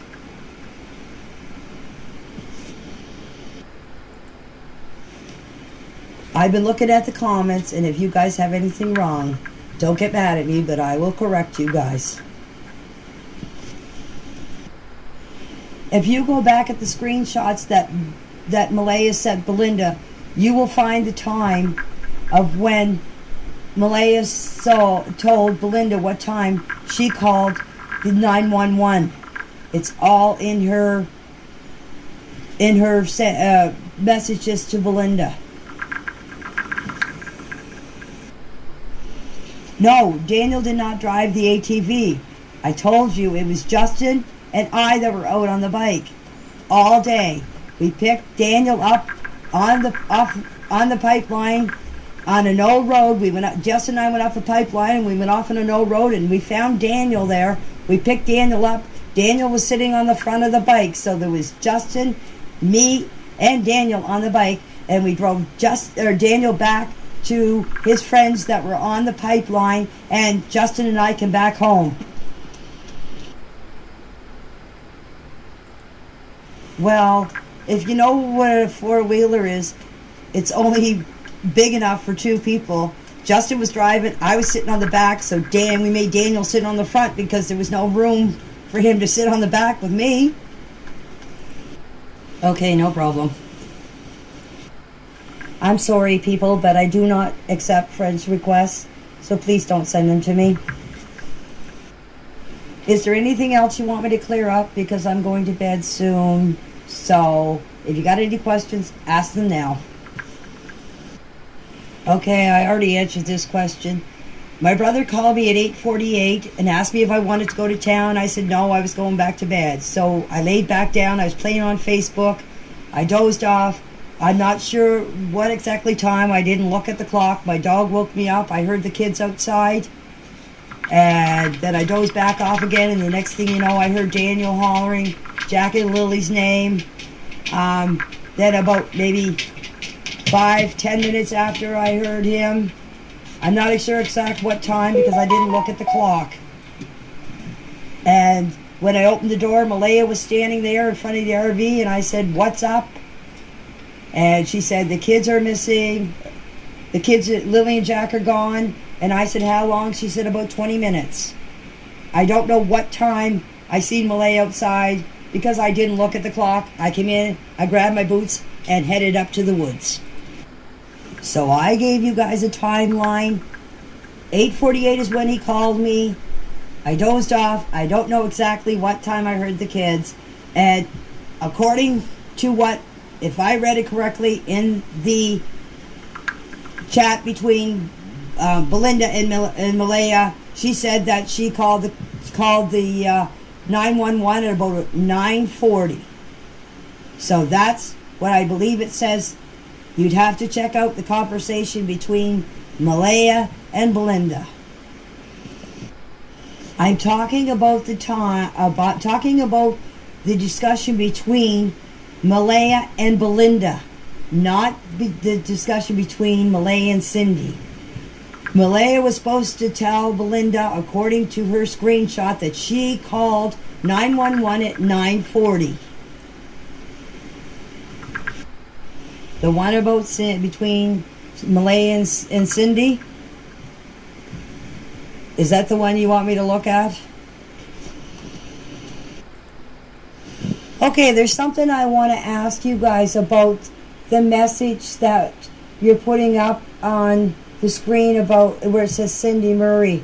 Did you notice that the person in blue, there's no little person beside the message that were sent?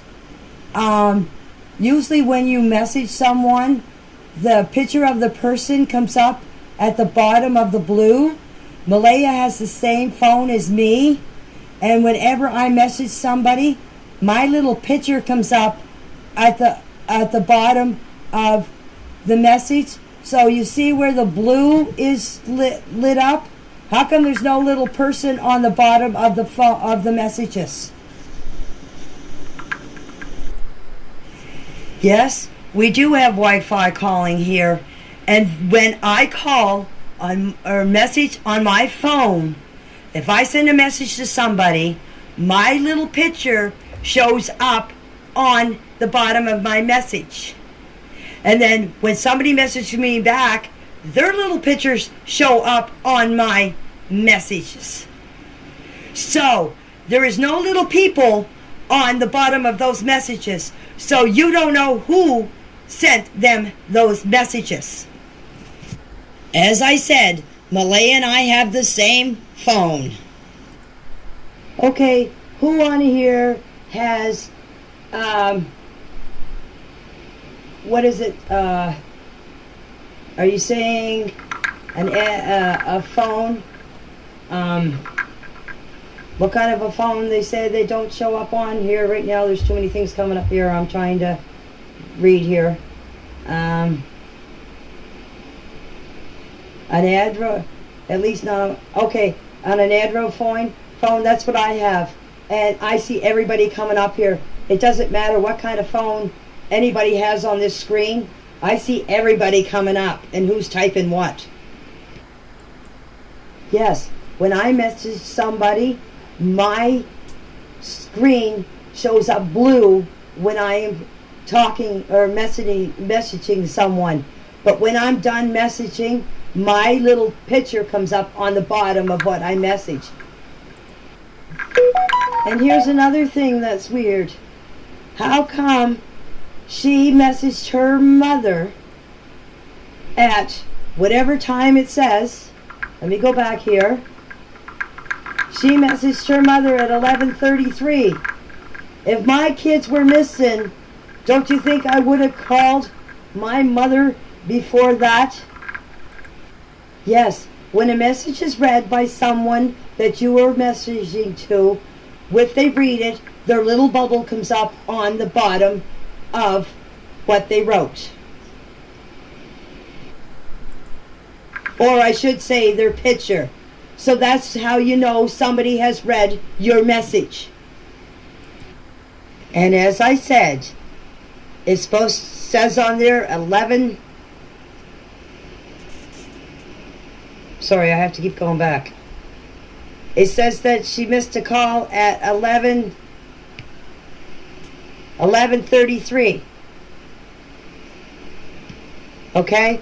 Why would she wait so long if the kids were missing and she made a 911 call to about the kids? Why did she take so long to call her mother?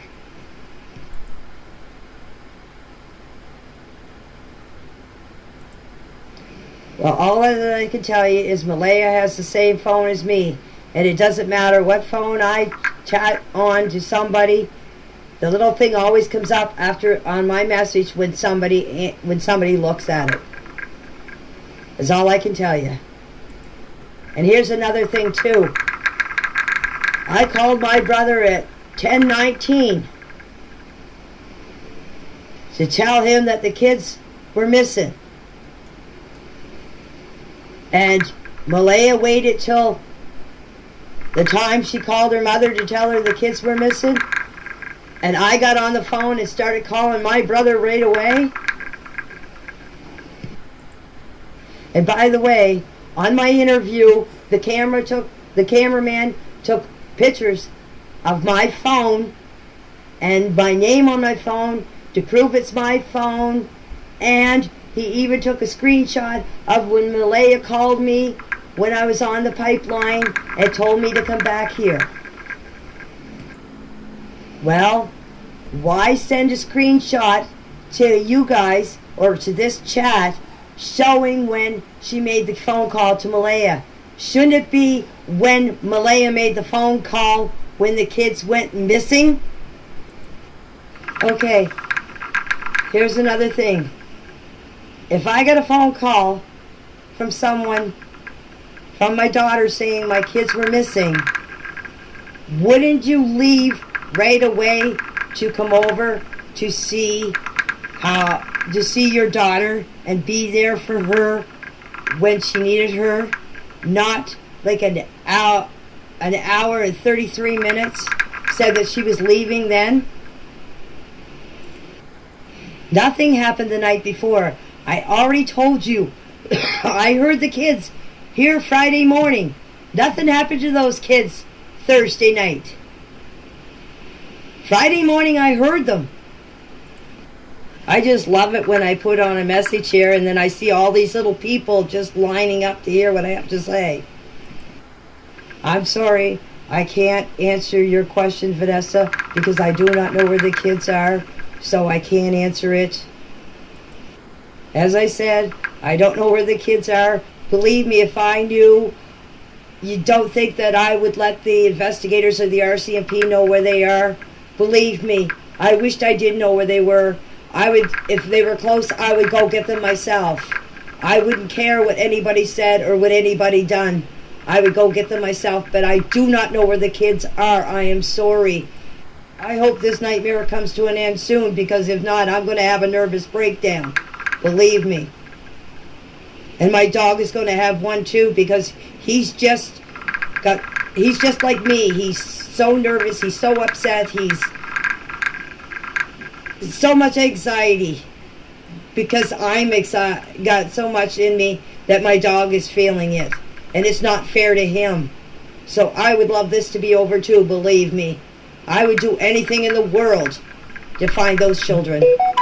Okay, I'm going to answer about 2 more questions, and then I'm calling it a night, because I'm starting to get a headache repeating myself over and over again. Okay, if somebody asks me a question that I already answered, I'm going to say answered, and then I'll take the next one. I'll give you a chance for 2 more questions, so they better be questions that I haven't already answered, please. I don't know who the lady is that was asking me the questions earlier. If she's here, she can ask me the questions, please. Okay, if the question is already asked, I'm going to say answered it. Then you guys can go back and look at the answers, because I'm not going to be here all night answering all your questions over again. I'm sorry. I'm getting older by the minute. Thank you. I appreciate that. I cannot say they were abducted by a stranger. That's my opinion. As I said, I lived here for 26 years. I know the traffic on this road. And I brought my kids up here. And Jack and Lily have lived here for 2 years.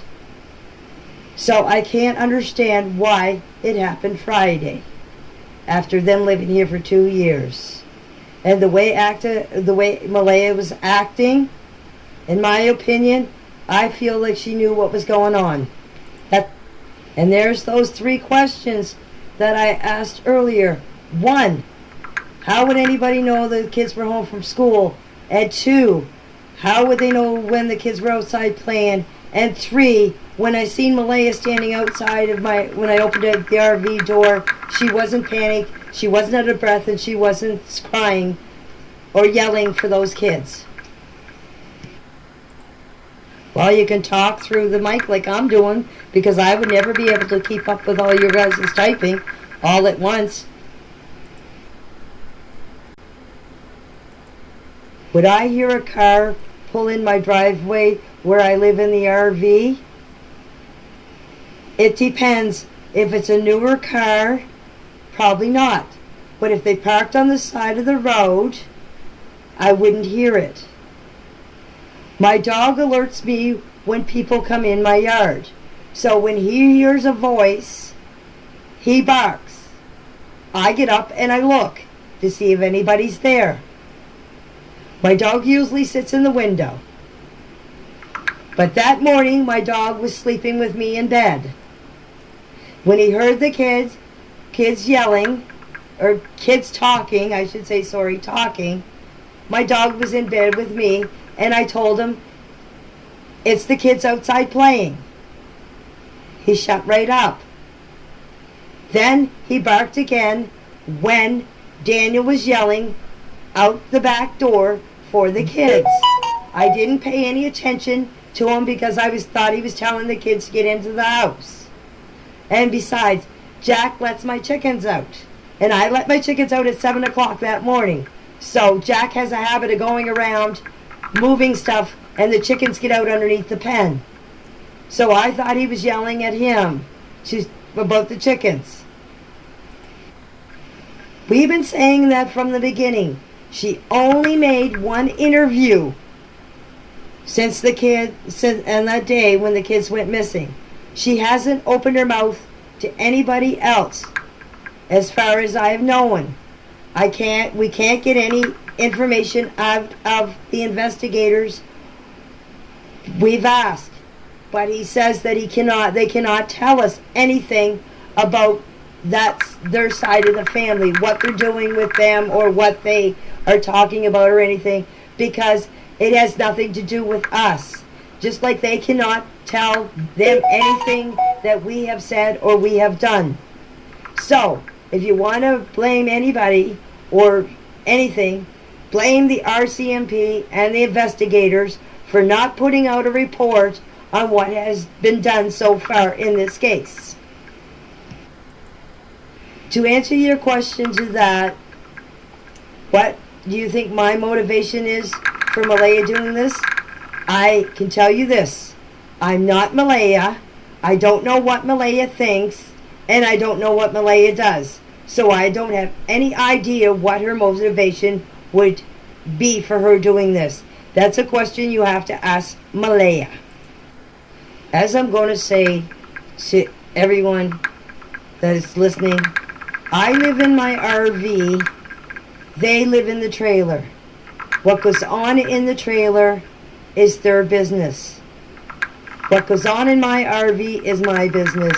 It would be a different thing if I lived in there. I would know what was going on in their lives. But where I live out here, I have no idea what's going on in there. Yes, Cindy has been to this trailer, I would say, at least 3 to 4 times that I know of.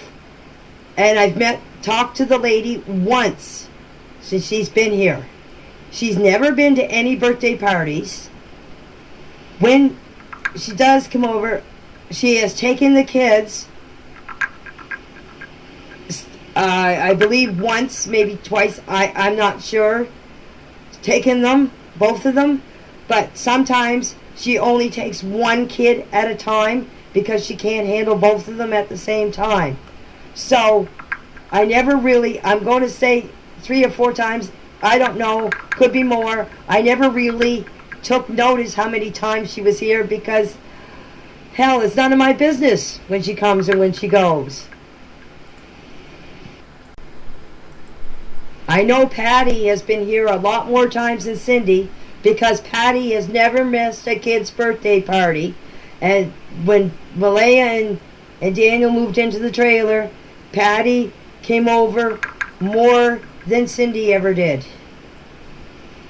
And then a while after that, when Patty wasn't able to drive or didn't want to drive, her Hayden would come over to the birthday parties and drive Patty here.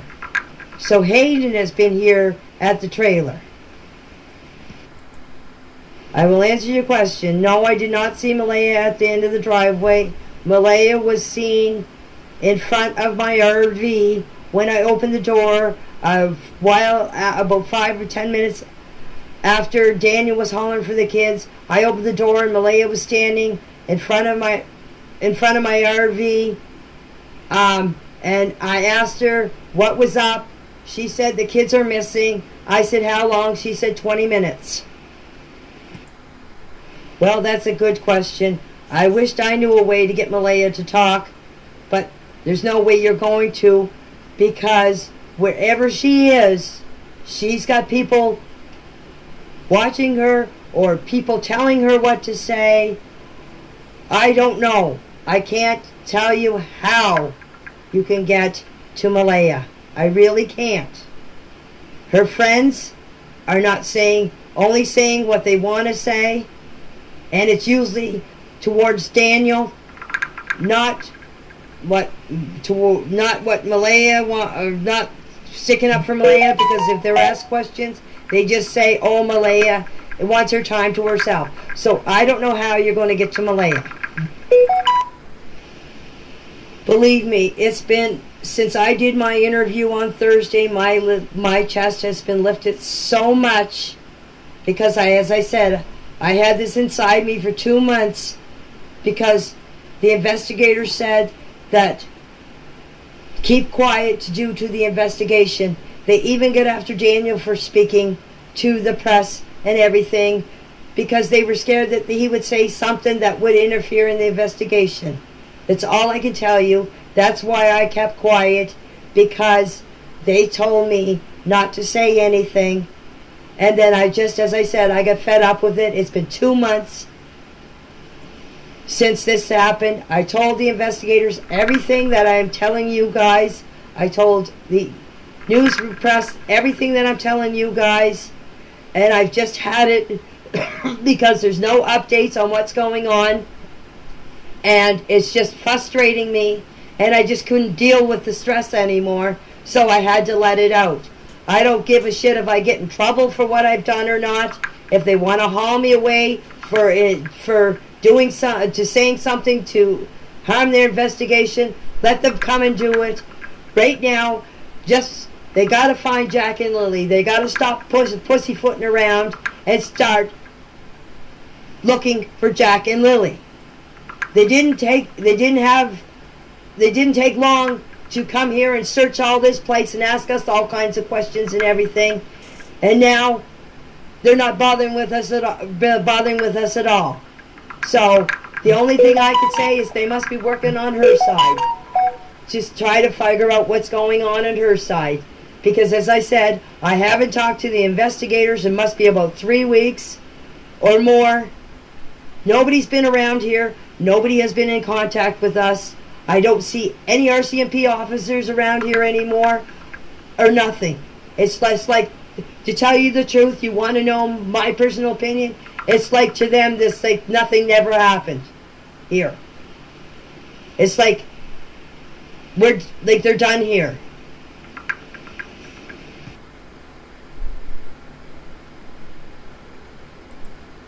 I already asked that question about my knowledge leading up to the disappearance. I've already answered that question. As I said earlier, the grown-ups can deal with this. It's the children that I'm worried about, what they're going through. I was saying today to somebody, just think what little Jack and Lily's going through. Why? Where's Mommy? How come I can't see Mommy? Why is this happening to me? And then there's Meadow. Meadow can't see her brother and sister. And as I said, when she sees them, she's only small. She's only a little child. But when she seen Jack and Lily's face, she lit up like you wouldn't believe it. And then there's my other two grandchildren. They played with Jack and Lily out in this yard for 2 years. I watched them play, and now they don't know what's happening. They don't know where Jack and Lily is. They don't know what happened to them. It's the children that I'm worried about. As I said, us grown-ups can deal with it. It's the children that's having the hard time with it. As I said, I am going to tell you this. And I said it before, what goes on in Daniel's life has nothing to do with me. I don't care what he does. I don't care where he goes. I do not question the boy, what he does, where he goes. As I said, I'm a hermit. I stay here. I don't interfere in his life. I don't interfere in my kids' lives at all. Whether it's Daniel or it's Justin's. They live their own life. I live mine. So to answer your question, I do not know. Okay, group chat, if there's no more questions, I'm going to say good night. And thank you all for listening and not judging me and letting me cry on your shoulders. I really appreciate it. But now I'm starting to get a headache because I've been here on here most of the day answering your guys' questions. And I think it's time for me to hit the hay. So I say good night. Good night. Thank you so much for... I, for one, will not be taking screenshots or repeating anything I see or hear in...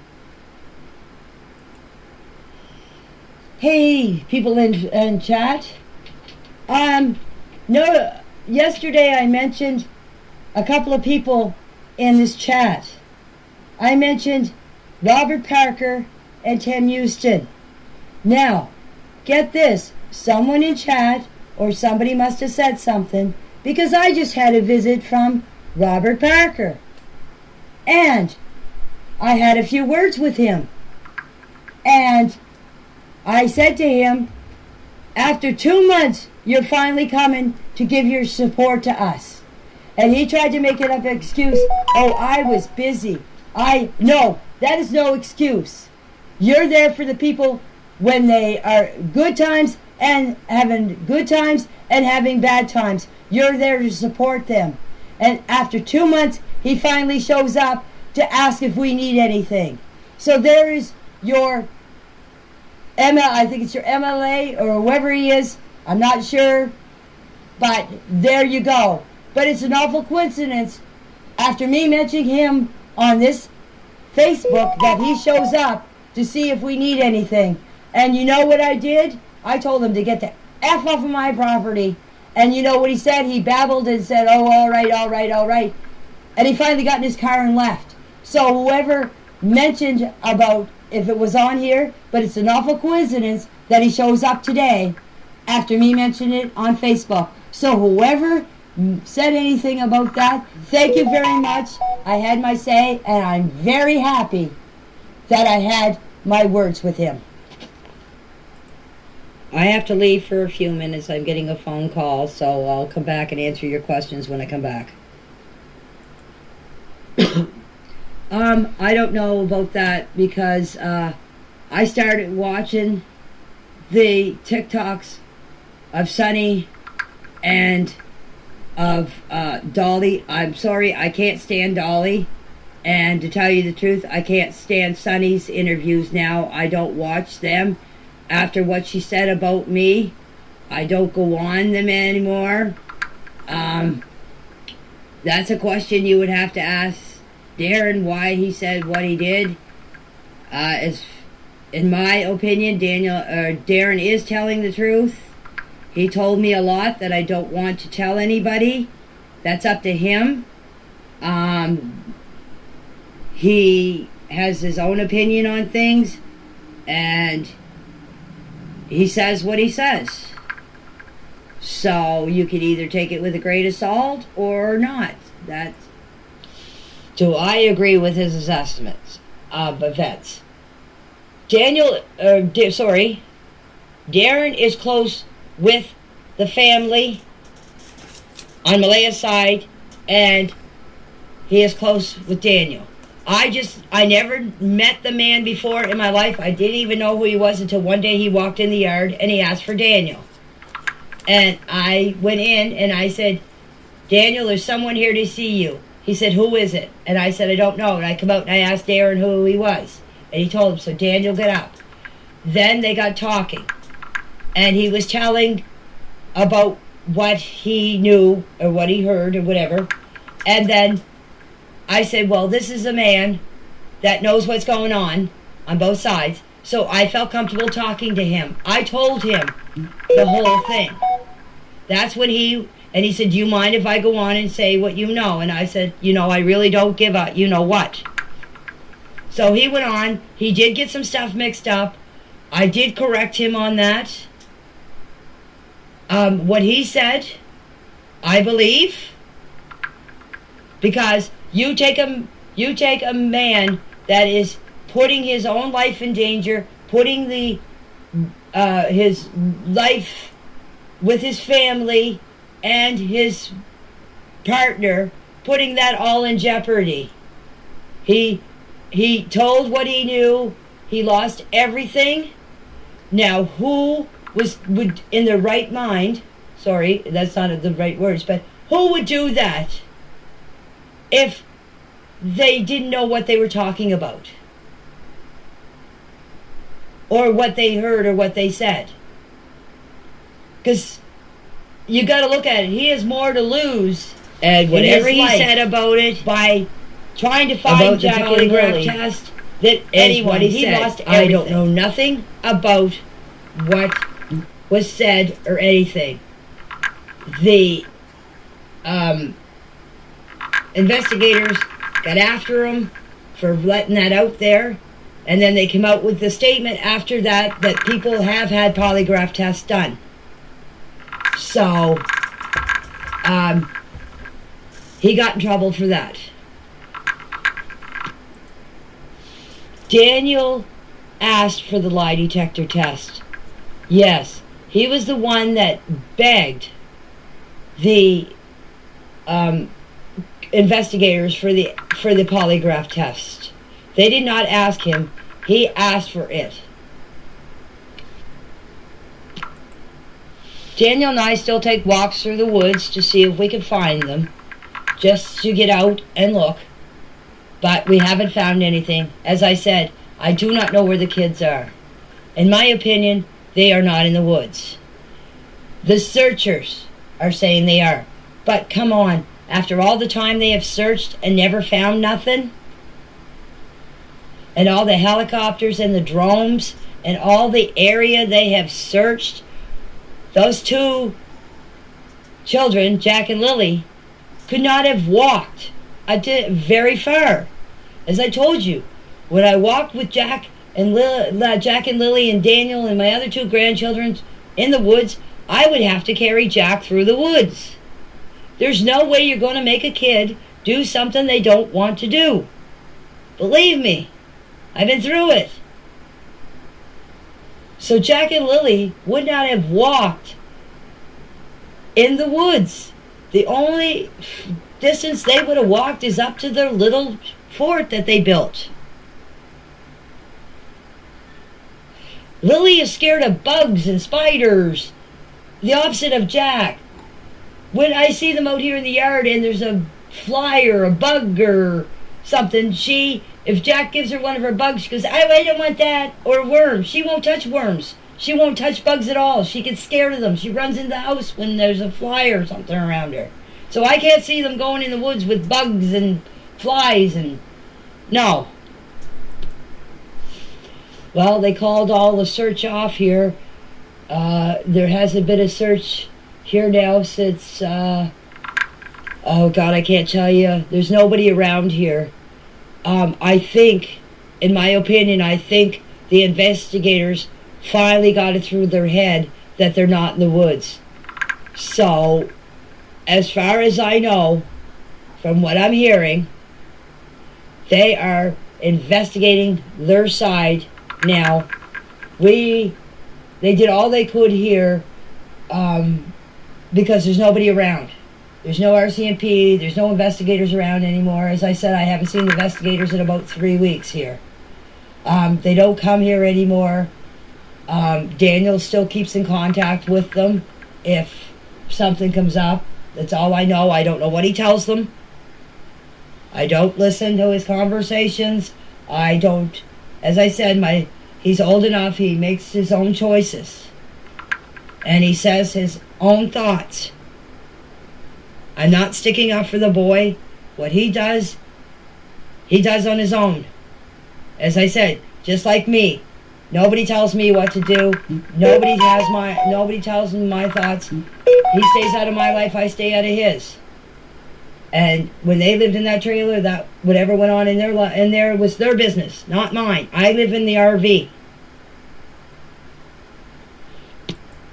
And to answer your question, no, I'm not Lily and Jack's grandmother. But for the last 2 years, I became Jack and Lily's grandmother. They called me Granny. They called Justin Uncle. So yes, I became their granny the last 2 years. And they called Daniel Daddy. You can't stop a kid from calling you Granny or calling him Daddy. If that's what they want to call you, that's what I let them call me.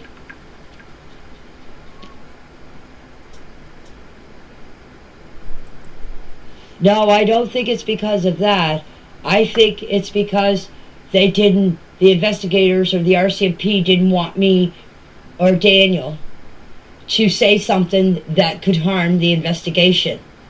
But I'm not saying anything that's going to harm the investigation because I am telling you exactly what I told the investigators when they came here. I'm telling you the timeline. I'm telling you when I heard the kids outside. I'm telling you when I seen Malay outside. I'm telling you about the footprints. I'm telling you about where I was raking. I'm not telling you anything that I haven't already told the investigators. And besides, the investigators, as I said earlier, the investigators are not telling us anything other than it's still an ongoing investigation. It's still a missing person. People sank that low on a chat that I was in that they thought they had it all over that Facebook that my dog killed the kids. And that really hurt me because my dog is gentle. But when it comes to their place where they're trying to protect, that is their ground and they protect it. So that's why I didn't want the RCMP in here, that Officer Mason. She started opening my gate to come in here, and I told her there was a dog in there, and that's when she said, if you interfere in my investigation, I'll have you removed from the premises. That really hurt me because I was just warning her that there was a dog in there, and if she really wanted to search my trailer, she would ask me to take my dog out, which she did not. I got a searcher that was here to come, and there was 3 other searchers came and they rooted this place apart. I took my dog out so for the safety of them and let them search. And I also heard someone told me that Malaya let them search here. She took the dog out and let them search here. And Mason came here Sunday morning. I might have said Monday on my interview. I will correct myself. But she came here Sunday morning. I was over in the big trailer. I stayed the night over there Saturday night with Daniel. And She came. I seen her walking in the driveway. I opened the back door and asked her. Yes, she said, "Would you please remove your dog so we can search your trailer?" I said, "Give me a minute to put my boots on." I come out. I took my dog out. They came in here and they searched the place again. So my place was searched 3 times since this happened. Yes, if it wasn't for my dog being around me, I wouldn't have anyone to console me. He's a sweetheart, and I love him to death. Yeah, dogs can be hogs when it comes to bed. Believe me, I know. If you would like to, but I know it's getting everybody mad in the group because nobody's getting their questions answered right away. But yes, I would like that. Thank you. I don't want you to feel sorry for my dog. I'm just pointing out about what my dog feels to what the kids must be feeling. That's all I'm pointing out. Don't feel sorry for my dog. I am taking care of my dog. It's just that I was just saying, if my dog is going through this much anxiety, what are the children going through? What are Jack and Lily going through? That's my point I was trying to get across. My dog is a Heinz 57. He's got different breeds in him. You'll see him on the interview. And I'm sorry, my dog, as I said, is going through a rough time. He's under veterinarian care. He has lost some of his hair. He was there for a while. He wasn't eating. He wasn't doing anything. And the vet said that if I'm under a lot of stress, my dog is going to be under stress. So until I get rid of this stress, which I am now because he's starting to come around, she said that he will be all right. So I see my dog going through this trauma, and so I'm just imagining what Jack and Lily is going through and what my other 2 grandchildren are going through. They don't understand, just like him. Like, it's really hard on everyone that doesn't understand what's going on. I mean, us adults know what's going on, but I'm thinking about the children. What are they going through? What trauma are they going through? Especially Lily and Jack, when they don't know what's going on. Like, how come I can't see Mommy, or I can't see Daniel, or I can't see Meadow, or I can't see my other 2 grandchildren? Like, I can't imagine putting myself in Jack and Lily's shoes, because I wouldn't know. I don't know how they're feeling, but my opinion, they must be going through hell right now. I had the same problem last night with my dog. He laid beside me and he kept pushing me out of bed, so I didn't get a good sleep last night. But at least my dog is not as much anxiety now that I'm not feeling it. He has been starting to be more lively, and wanting to do more things, like go out and play in the yard. When this was all taking place, with all this drama going on, and all the helicopters, the drones, all the people, and the dogs and everything, my dog is just starting to come around now. If anyone has a dog, when they go through experience like my dog has, when there's nobody around, and then all of a sudden everybody have all these people come into your yard, and your dog is just like, wow. Like, it's just like putting someone that has been isolated from people for a long time and putting them in a crowd. It's just like they're just overwhelmed with all this here emotion, like they don't know how to control themselves. And I'll tell you something else. My dog, when I put him out in the pen where Lily and Jack was, that's all my dog does, is go to the door to see where the kids are, because he can't understand why the kids are not here anymore, because he's so used to hearing them out here. And he's like, where are the kids? Like, I don't hear them anymore. I don't see them anymore. So my dog has gone through a really rough time, just like I have. Okay, I just got Daniel to do that for me. He put it all in my in the map thing for me. I'm not that technology to do stuff. It was an hour and 19 minutes from her place to my place. Sorry guys, Daniel just came in, but I asked Daniel for Cindy's address, and he told me that it's about an hour and 15 minutes away. So yeah, I will check that out because I do have her address. So I'll check it out from here to there to find out exactly how long it takes. I know Deerwood had so much on his mind the day that he came and I was talking to him. He, as you can tell the way he talks, he does kind of mix up a few things, but he does correct them. So just a little thing about the RCMP or the investigators. I'll tell you, the RCMP haven't stepped foot on this property since they left that Saturday night. The investigators have been around, and as I said, they got after Daniel for speaking to the media. So I can tell you right now, when the investigators come here, I am going to get blasted out because they were over around here that day when I was doing my interview.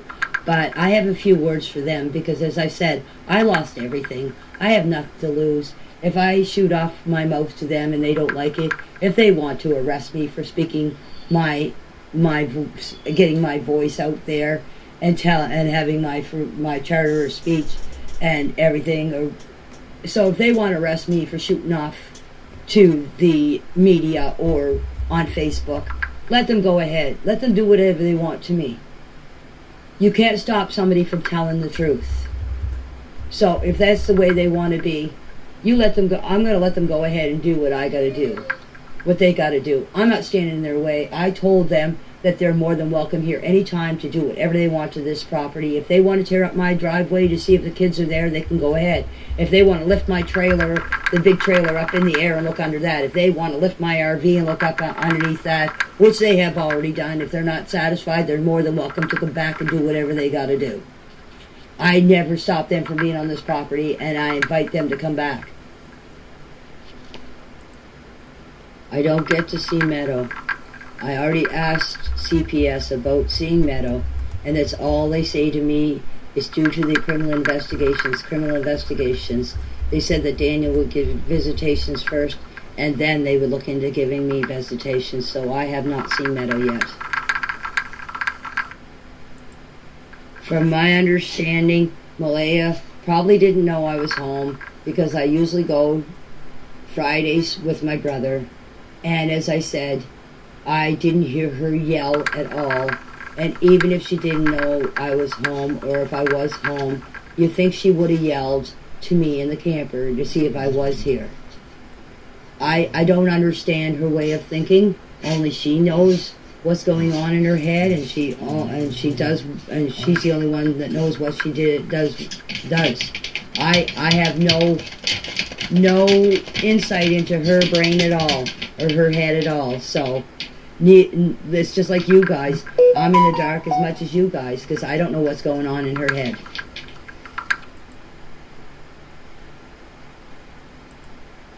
You never know after me speaking out and pleading for Jack and Lily.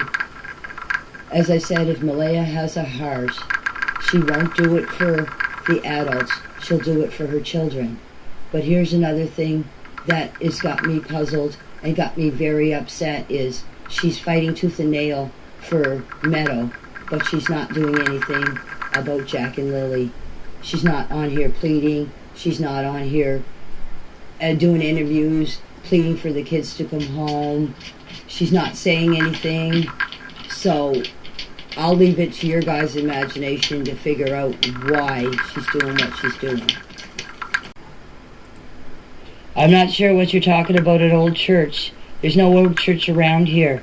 If you're talking about the building up on the top of the hill, it used to be an old community center. And yes, it has been searched. I searched it myself. I walked all the way around it. I told the RCMP and that I had already searched that, and I even searched the little camp that my neighbor has up there. I walked all around that. The RCMP, the searchers, everybody looked this whole area around here. Why do I think Malaya's family is keeping quiet? In my opinion, she doesn't want to let anybody know what happened. She doesn't want to let anybody know if she's involved in this. This is my opinion.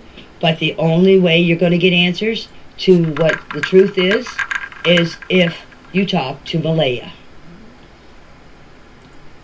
No, I do not take my dog out with me when I go shopping. Actually, what I do is I put my dog stays in the RV, and I lock my RV. So my dog is locked in the RV. The reason why I do that is my dog is kind of if he gets out and he gets out of the fence or anything, my dog likes to go for a little walk. Just probably like most dogs, go for a little walk in the woods, because ever since I had my dog, he's been fenced up, because I got him from a lady in New Glasgow, and she had him tied up all the time in town. So when I got him, I built the fence out back so he would have a place to run, and he's been fenced up ever since I got him, because if you have a dog that's tied up all the time and he gets loose or fenced up all the time, of course when they get loose they're going to want to wander for a little while. And he got away one other time on me, and I know this has nothing to do, but this is the way I felt. If this ever happened to anybody, when their animals go missing, this is me especially, I panicked. I ran everywhere hollering for him. I ran up and down the road. I even jumped in my car and I went looking for him. And that's a dog. I gave you right back to Monday. I told you, from Monday right up till Friday morning. That's when I heard and seen the kids. If you want, I'll go through it again. On Monday, they went to school. Monday afternoon, they were outside. Tuesday, they went to school. Tuesday after school, they were outside. Wednesday, they left at around 12 o'clock to go to Patty's to do laundry. They didn't get home till 10 o'clock. The reason I know is my dog barked and let me know. I opened up my door. I said to Daniel, I said, "You're getting home kind of late, aren't you?" He said, "I would have been home a lot earlier." Thursday morning, they didn't go to school. I heard they went to town. I don't know where they went. I don't know what they bought. Nothing. And then I come out of the tray. I heard the kids outside, and I opened up the door. Jack and Lily were right out here by the playhouse. If you look at the Google map, between the playhouse and the woodshed where the swings are, they were out there looking for worms and centipedes. Because when I opened up the door, Jack said, "Look, I found a worm. I found a centipede." I said, "Good boy." I said, "You keep looking." Then I went out. I started raking up the yard here for leveling out for a swimming pool for the kids, because I was going to put one up this year. Waiting for Daniel to help me build the fence, because he had to go look for his tools. Then after that, when Daniel came and helped me with put the 2x4s up, or the boards up on the fence, I continued with the fence. Then I come back in to get something to eat. I don't know what time the kids went inside or what time they went to bed or anything. And then Friday morning, I get up at 6 o'clock. I sat here and played on Facebook. I sent a thing to my brother at 6:24. And then 7 o'clock, I went out and I did up the chickens. And I came back in. I sat here. I played on Team U, which is the worst thing you can get addicted to. And then my brother called me at 8:48. Talked for 2 minutes and 59 seconds. He asked me if I was going to town. I said no. I said I'm staying home. I'm going back to bed to have a sleep. I went back to bed. It wasn't long after that. I can't tell you how long. I laid there for a little while playing on Facebook. I dozed off. I heard the dog bark. The kids were outside. I heard the kids. And then after that, I didn't hear nothing. Everything just went completely silent. And I don't know how long after that, I heard Daniel yelling for the kids. I figured he was yelling at the kids to get inside. or Jack was letting my chickens out, which he usually does. He let them out a few times. So I figured Daniel was getting mad at him for that. The next thing you know, I dozed off again a little, maybe dozed off, or I get up about 5 or 10 minutes after that, and I found Malaya outside, standing there holding Meadow on her hip, and she was holding her on her right side of her hip. Now, I don't recall if she had her phone or not. That wasn't important to me. The only thing is what I was looking at is her standing there, and I asked her what's up, and that's when she told me the kids were missing for 20 minutes. That I cannot tell you. I did not look at my phone at the time. I just know that after I heard the kids, I dozed off again, and then my dog woke me up. I can't tell you the time in between, but I know that when I left here, after I seen Malaya standing out there and asked her what was up, and she told me that Jack and Lily were missing, and I said, how long? She said about 20 minutes. After that, as I said, I come in, got my boots on, and I went up the hill, and I met Daniel, as I said, up on top of the old road just above my RV. So if you look at the map or the aerial view of my place, I don't know if it shows it you or not, but if you look at an aerial map of it, you will see an old road just up the top of the hill here. So when I get up at the top of the hill, I seen Daniel, and I asked him if he found the kids yet. He was in the vehicle, in Malaya's vehicle, and he said no. And he asked me if I was going with him. I said no. I said I'm going to search this area here, and I walked my property line plus a little bit more, where my RV and the trailer is, up to that top of the road. I walked up there, walked around along the old road and down, and came around by the 289, and then came back up the same spot, and that would be where the kids' little forts are. Oh, and just to let you know, whatever I'm saying to you is what I told the investigators, exactly the same thing of what I heard. And I even went and reenact what I think happened. And to tell you the truth, if I was a child that was in a fence and got out of it and was running, yes, I would be excited to go. And those kids are always excited when they're running around because they're always screaming and hollering. Believe me, I know. I observed it for 2 years out back here. As I said, that's a question I can't answer. As the dog barked when he heard them outside, and then it went completely silent, and my dog never said a word never barked after that until he heard Daniel yelling for Lily and Jack. So, you can all make your speculations or your opinions or whatever. That's all I can tell you. Well, she's coming from Wentworth. So, the only thing I can do is put my address to Wentworth and see how far it is. Even if it is an hour and 45 minutes or an hour and a half or whatever, I don't know. I don't know her address over there. Still, it would take her a while to get here. Just the kids that morning. But here is something that I want to ask you guys and get your input. If the kids were out in the yard by themselves, let's just say, and they get out of the gate and were running up the driveway, I would know, or I would think the kids would be saying, especially Lily, come on Jackie, let's go Jackie, because that's all she ever did was say that.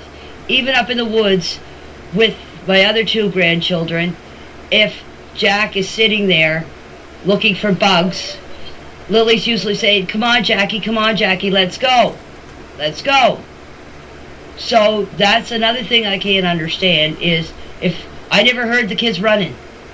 if the kids were running out of the yard, out of the gate, out of the fence, my dog would have still been barking. As I said, because of Lily's loud scream and hollering.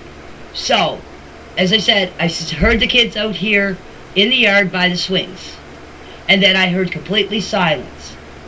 So, you guys can have your opinions, or you guys have your speculations or whatever.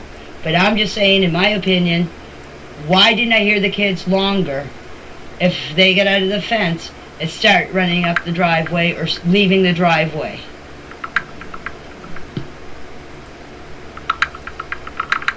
It says that she's on her way. Okay. On her way. Does that mean she's just leaving, or she's already on her way? See, you gotta look at it both ways. And as I said earlier, if my kids were missing, I would be right on the phone. Or, if my grandchildren were missing and I got a phone call saying that my grandchildren was missing, I wouldn't hesitate to drop whatever I was doing and hit the road and get here as fast as I could. I just looked at the phone messages thing again that said that she was on her way at 12:01. Okay, it's approximately, she lives in Wentworth, it's approximately about 2 hours and a half to 2 hours and 45 minutes from her place. So that would make her be here about 2 o'clock. No, she was way here before that. She was not here at 2 o'clock. So there's something wrong there, because she was here, and then she was here when my brother showed up, and he was here around lunchtime. So I don't know what the conflict is. I don't really care. But as I said, the only way you're going to find out the exact time is if she hands over her phone to the investigators and let them check. The only way you're going to find the truth out about that, which I have nothing to do with, is from Cindy and Malaya. I can only tell you that the time that I got my call from my brother, and everybody says that's the most important time, and that's the time that I showed them. So after that, I have really nothing to do with timelines, because I didn't check my phone all the time. So that is up to Malaya and Cindy to tell the time that they interacted with each other. I'm sorry, I can't help you on that part. You're absolutely right, Stephanie. With everything that was going on here, as I said, I went up in the woods, I could back down, the cops were here, and then I went back up in the woods again, I could back down. Yes, I could be mistaken about the time Cindy showed up. Yes, it just went like a flash, too. Like, the day here was just chaos. Everybody running around panicking. What it looked like is like a whole bunch of little ants. Everybody just running around, looking for Jack and Lily. So yes, I could have the time wrong. Yes, I probably do. I will admit that. But as I said, I did not look at my phone. I did not have my phone with me all the time. The only time that I really looked at my phone is when Malaya called me and asked me to come back to the trailer. See, I don't know. That day was just chaos, because, as I said, I don't know who all was here and who wasn't. So when the investigators came here to take my statement on that Friday, I gave them my phone, and they recorded it, took pictures of my conversation or my messages from my brother that morning, and they have it all documented. So I showed it to them, and they took the pictures of it, so it's all documented. The only one that I can tell you about that is Patty. Patty, I know when she showed up when everyone left for the briefing, because her and I sat out on the back deck and we had a smoke. And then Cody, that's Haley's boyfriend, come back and took her and got her in the car, and he drove her car home because it was late, and then everybody cleared out. But as Logan said, Malaya's car was left down at the Lansdowne Station Road, and she's telling the truth. The cops did, or the RCMP did have her car towed away, because there's a picture floating around of her car on the back of a tow truck, and I seen that with my own eyes. The rest of the people, I don't know when they arrived. As I said, I was up the bike most of the day with Justin, searching for Jack and Lily.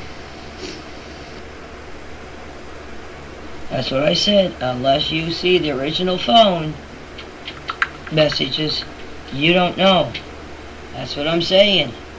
You gotta see the original. I am showing the reporters my original phone, and I told everybody on Facebook what the original time was, and they didn't believe me. They still got it all mixed up. But I showed the reporter, or the cameraman, my original phone. All my messages, I let them go through my phone. I didn't care what they seen. I gave them my phone and I said, you look through my phone. And they did.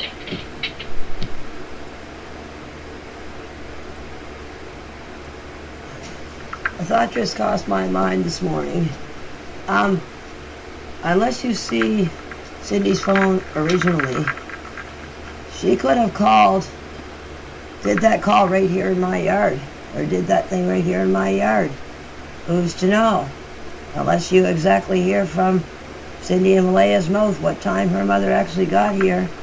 As I said, I might have said a time, but I could be wrong too. But unless you exactly hear the time from their mouths, or have proof right off of her phone, they could have done it here in the yard.